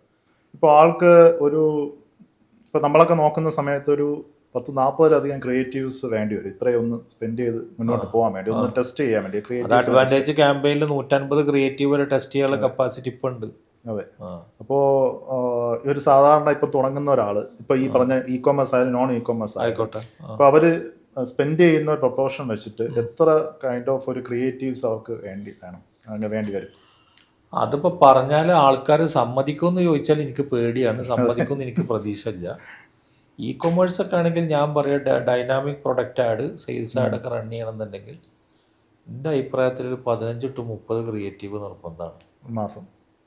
ഇതിനൊരു ടൈം കഴിയുമ്പോൾ ഈ ക്രിയേറ്റീവിൻ്റെ ഒരു ഫറ്റീഗ് വരും. പക്ഷെ അത് സമ്മതിക്കുമെന്ന് നിൽക്കറിയില്ല. ചിലപ്പോൾ നമുക്ക് കമൻറ്റ് ഇഷ്ടം പോലെ തെറി കേൾക്കാം. ശരിക്കും ഞാൻ പറയുമ്പോൾ അത് വേണ്ടി വരും എന്നാണ് എൻ്റെ അഭിപ്രായം. ക്രിയേറ്റീവ് ടെസ്റ്റിങ് ഞാനിപ്പോൾ കൺസൾട്ട് ചെയ്ത് കൊടുക്കുന്ന എൻ്റെ ഒരു സുഹൃത്തിനോട്, അദ്ദേഹത്തിനൊരു ഒരു കാർ സർവീസ് സെൻ്ററാണ് ഖത്തറിൽ. ഞാൻ അദ്ദേഹത്തിനോട് പറഞ്ഞു, സാറേ അടിയന്തരമായിട്ടൊരു മീറ്റിംഗ് വെക്കണം. ഇനി നിങ്ങൾ ഈ ചെയ്യുന്ന ഈ ഒരു പ്രോസസ്സ് നിങ്ങൾക്ക് നെഗറ്റീവായിട്ട് വരും, നിങ്ങൾക്ക് നെഗറ്റീവായി വരും. അപ്പോൾ അതുകൊണ്ട് നിങ്ങൾ ക്രിയേറ്റീവ് ടെസ്റ്റിങ്ങിൽ കൂടുതൽ ഇറ്ററേറ്റ് ചെയ്ത് ഇംപ്ലിമെൻ്റ് ചെയ്യാനുള്ള സിറ്റുവേഷൻ വേണമെന്ന് ഞാൻ ആഗ്രഹിക്കുന്നത്. അത് പറഞ്ഞിട്ടുണ്ട്. അപ്പോൾ അത് എനിക്ക് പറയാനുള്ളൊരു കേസ് അത്രേ ഉള്ളൂ. അതെ. അത് നമ്മൾ ക്ലയൻസിൻ്റെ അടുത്തൊക്കെ മാക്സിമം അവയർനെസ് കൊടുക്കാറുണ്ട്. ഇങ്ങനെ നിങ്ങൾ കൂടുതൽ ആ ഓരോരോ ആംഗിളിനനുസരിച്ച്. പക്ഷേ അതിപ്പോൾ ഈ മെറ്റഡ് ഈ ആൽഗോരിതം മാറി കഴിഞ്ഞപ്പോൾ ടെൻഷൻ മാറും.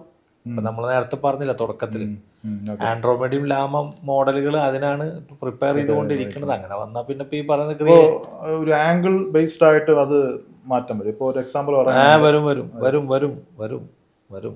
ഓക്കെ ആംഗിൾ മാറും, ഹുക്ക് മാറും, ഹോൾ റേറ്റ് മാറും. ഓക്കെ.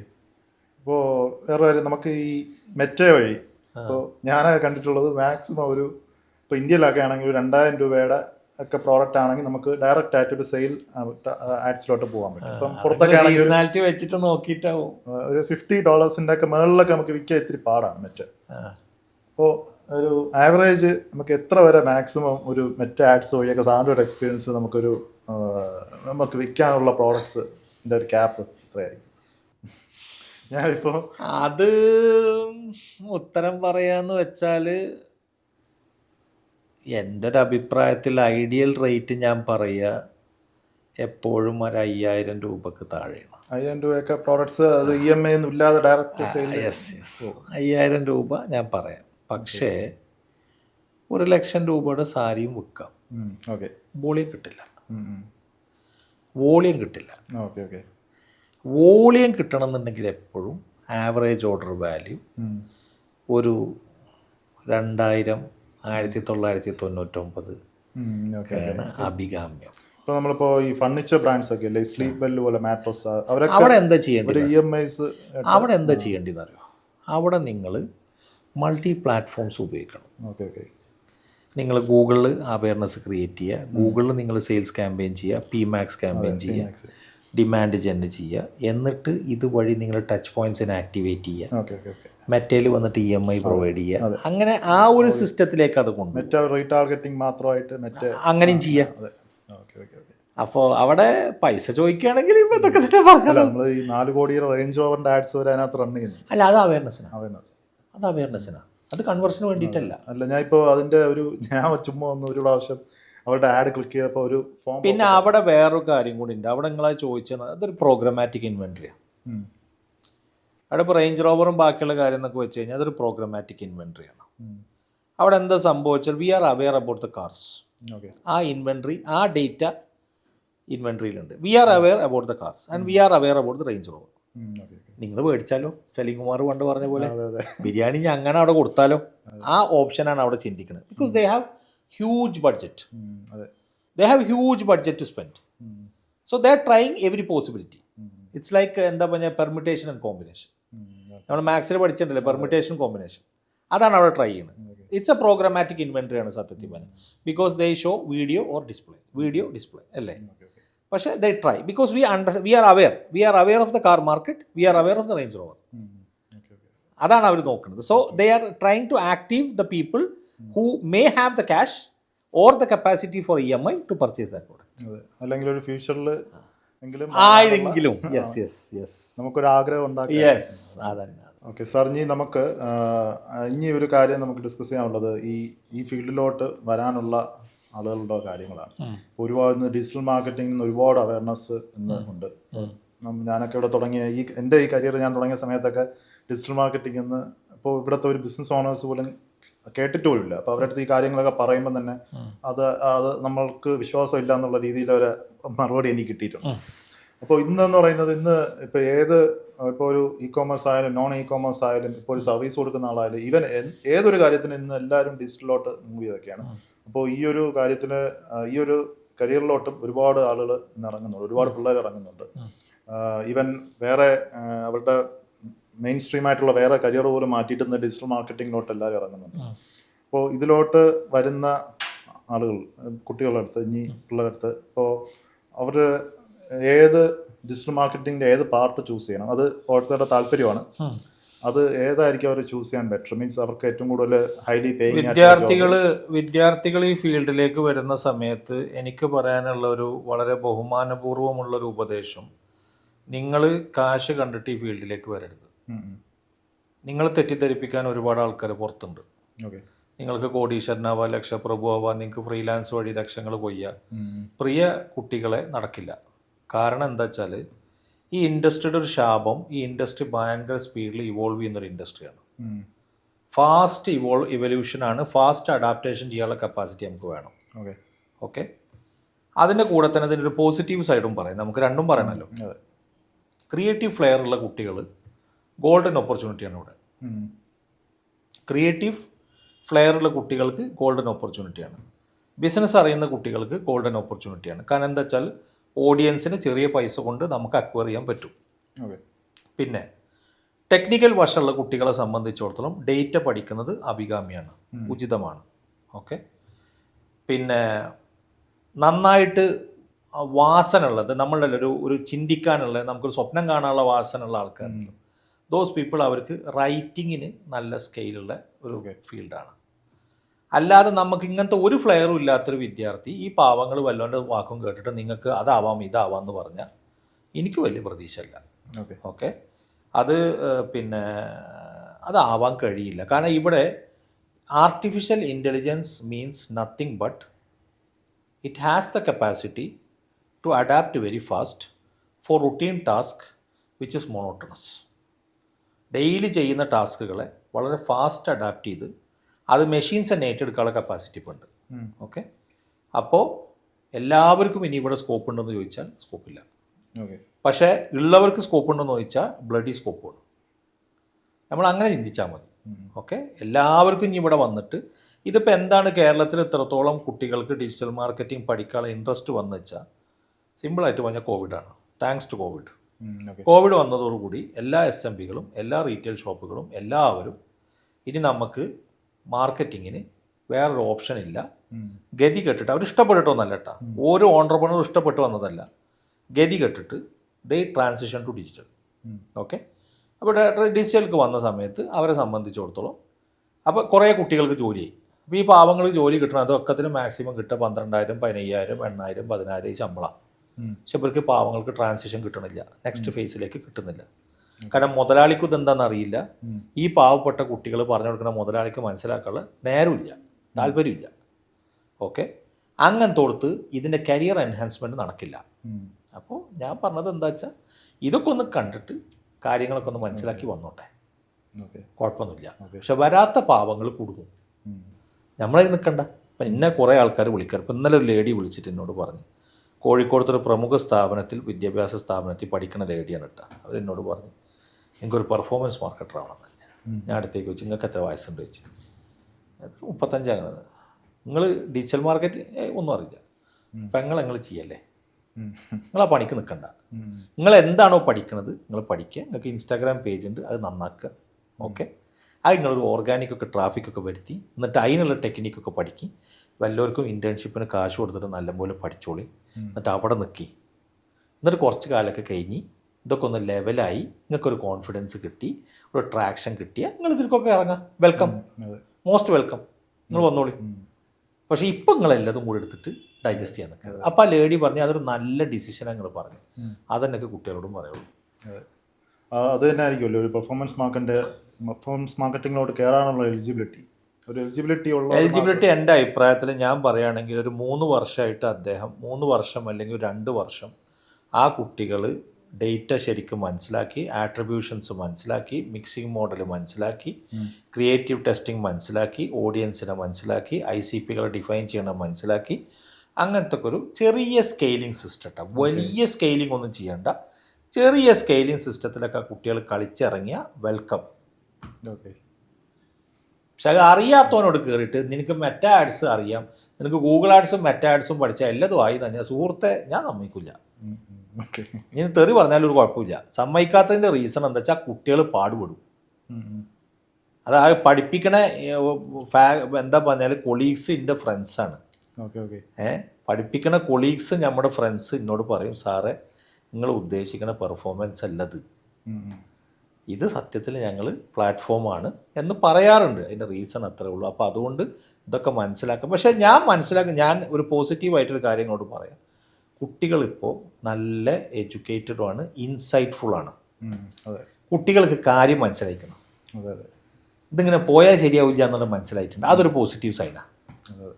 അത് വന്നാൽ ശരിയാവുന്നു. തെറ്റ് അങ്ങനെ തന്നെ അല്ലേ? അത് സാറിൻ്റെ ഒരുപാട് വീഡിയോസ് ഞാൻ കണ്ടിട്ടുണ്ട്, ഈ ലോങ് ലെന്ത് മീറ്റിംഗ് ഉള്ള. അപ്പോൾ അതിൽ ഈ കാര്യങ്ങളൊക്കെ എക്സ്പ്ലെയിൻ ചെയ്യുമ്പോൾ അത് കേട്ടിരിക്കുന്ന അത് ഓഡിയൻസ് കുറവാണെങ്കിൽ മേ ബി അത് കേട്ടിരിക്കുന്ന വലിയൊരു അവര് ചെറിയൊരു ആർമി ഇപ്പം ഞമ്മക്കുണ്ട്, വളരെ ചെറുത്. പക്ഷെ അവർക്ക് മനസ്സിലായി തുടങ്ങിയിട്ടുണ്ട് ഇങ്ങനെ ചെയ്യേണ്ടത്. പക്ഷെ ഞാൻ പറഞ്ഞപ്പോൾ ഇ കൊമേഴ്സിലും നിങ്ങൾ പല കാര്യങ്ങളും ഇപ്പം നിങ്ങൾ ഡ്രോപ്പ് ഷിപ്പിങ്ങിനെ കുറിച്ച് എൻ്റെ അടുത്ത് പറഞ്ഞ വലിയൊരു ഇൻസൈറ്റ് ആണ്. ഓക്കെ. പക്ഷേ ഡ്രോപ്പ് ഷിപ്പിങ്ങിനെ കുറിച്ച് നമ്മൾ യൂട്യൂബിൽ കേൾക്കണത് എന്താ? അതല്ല. ഓക്കെ.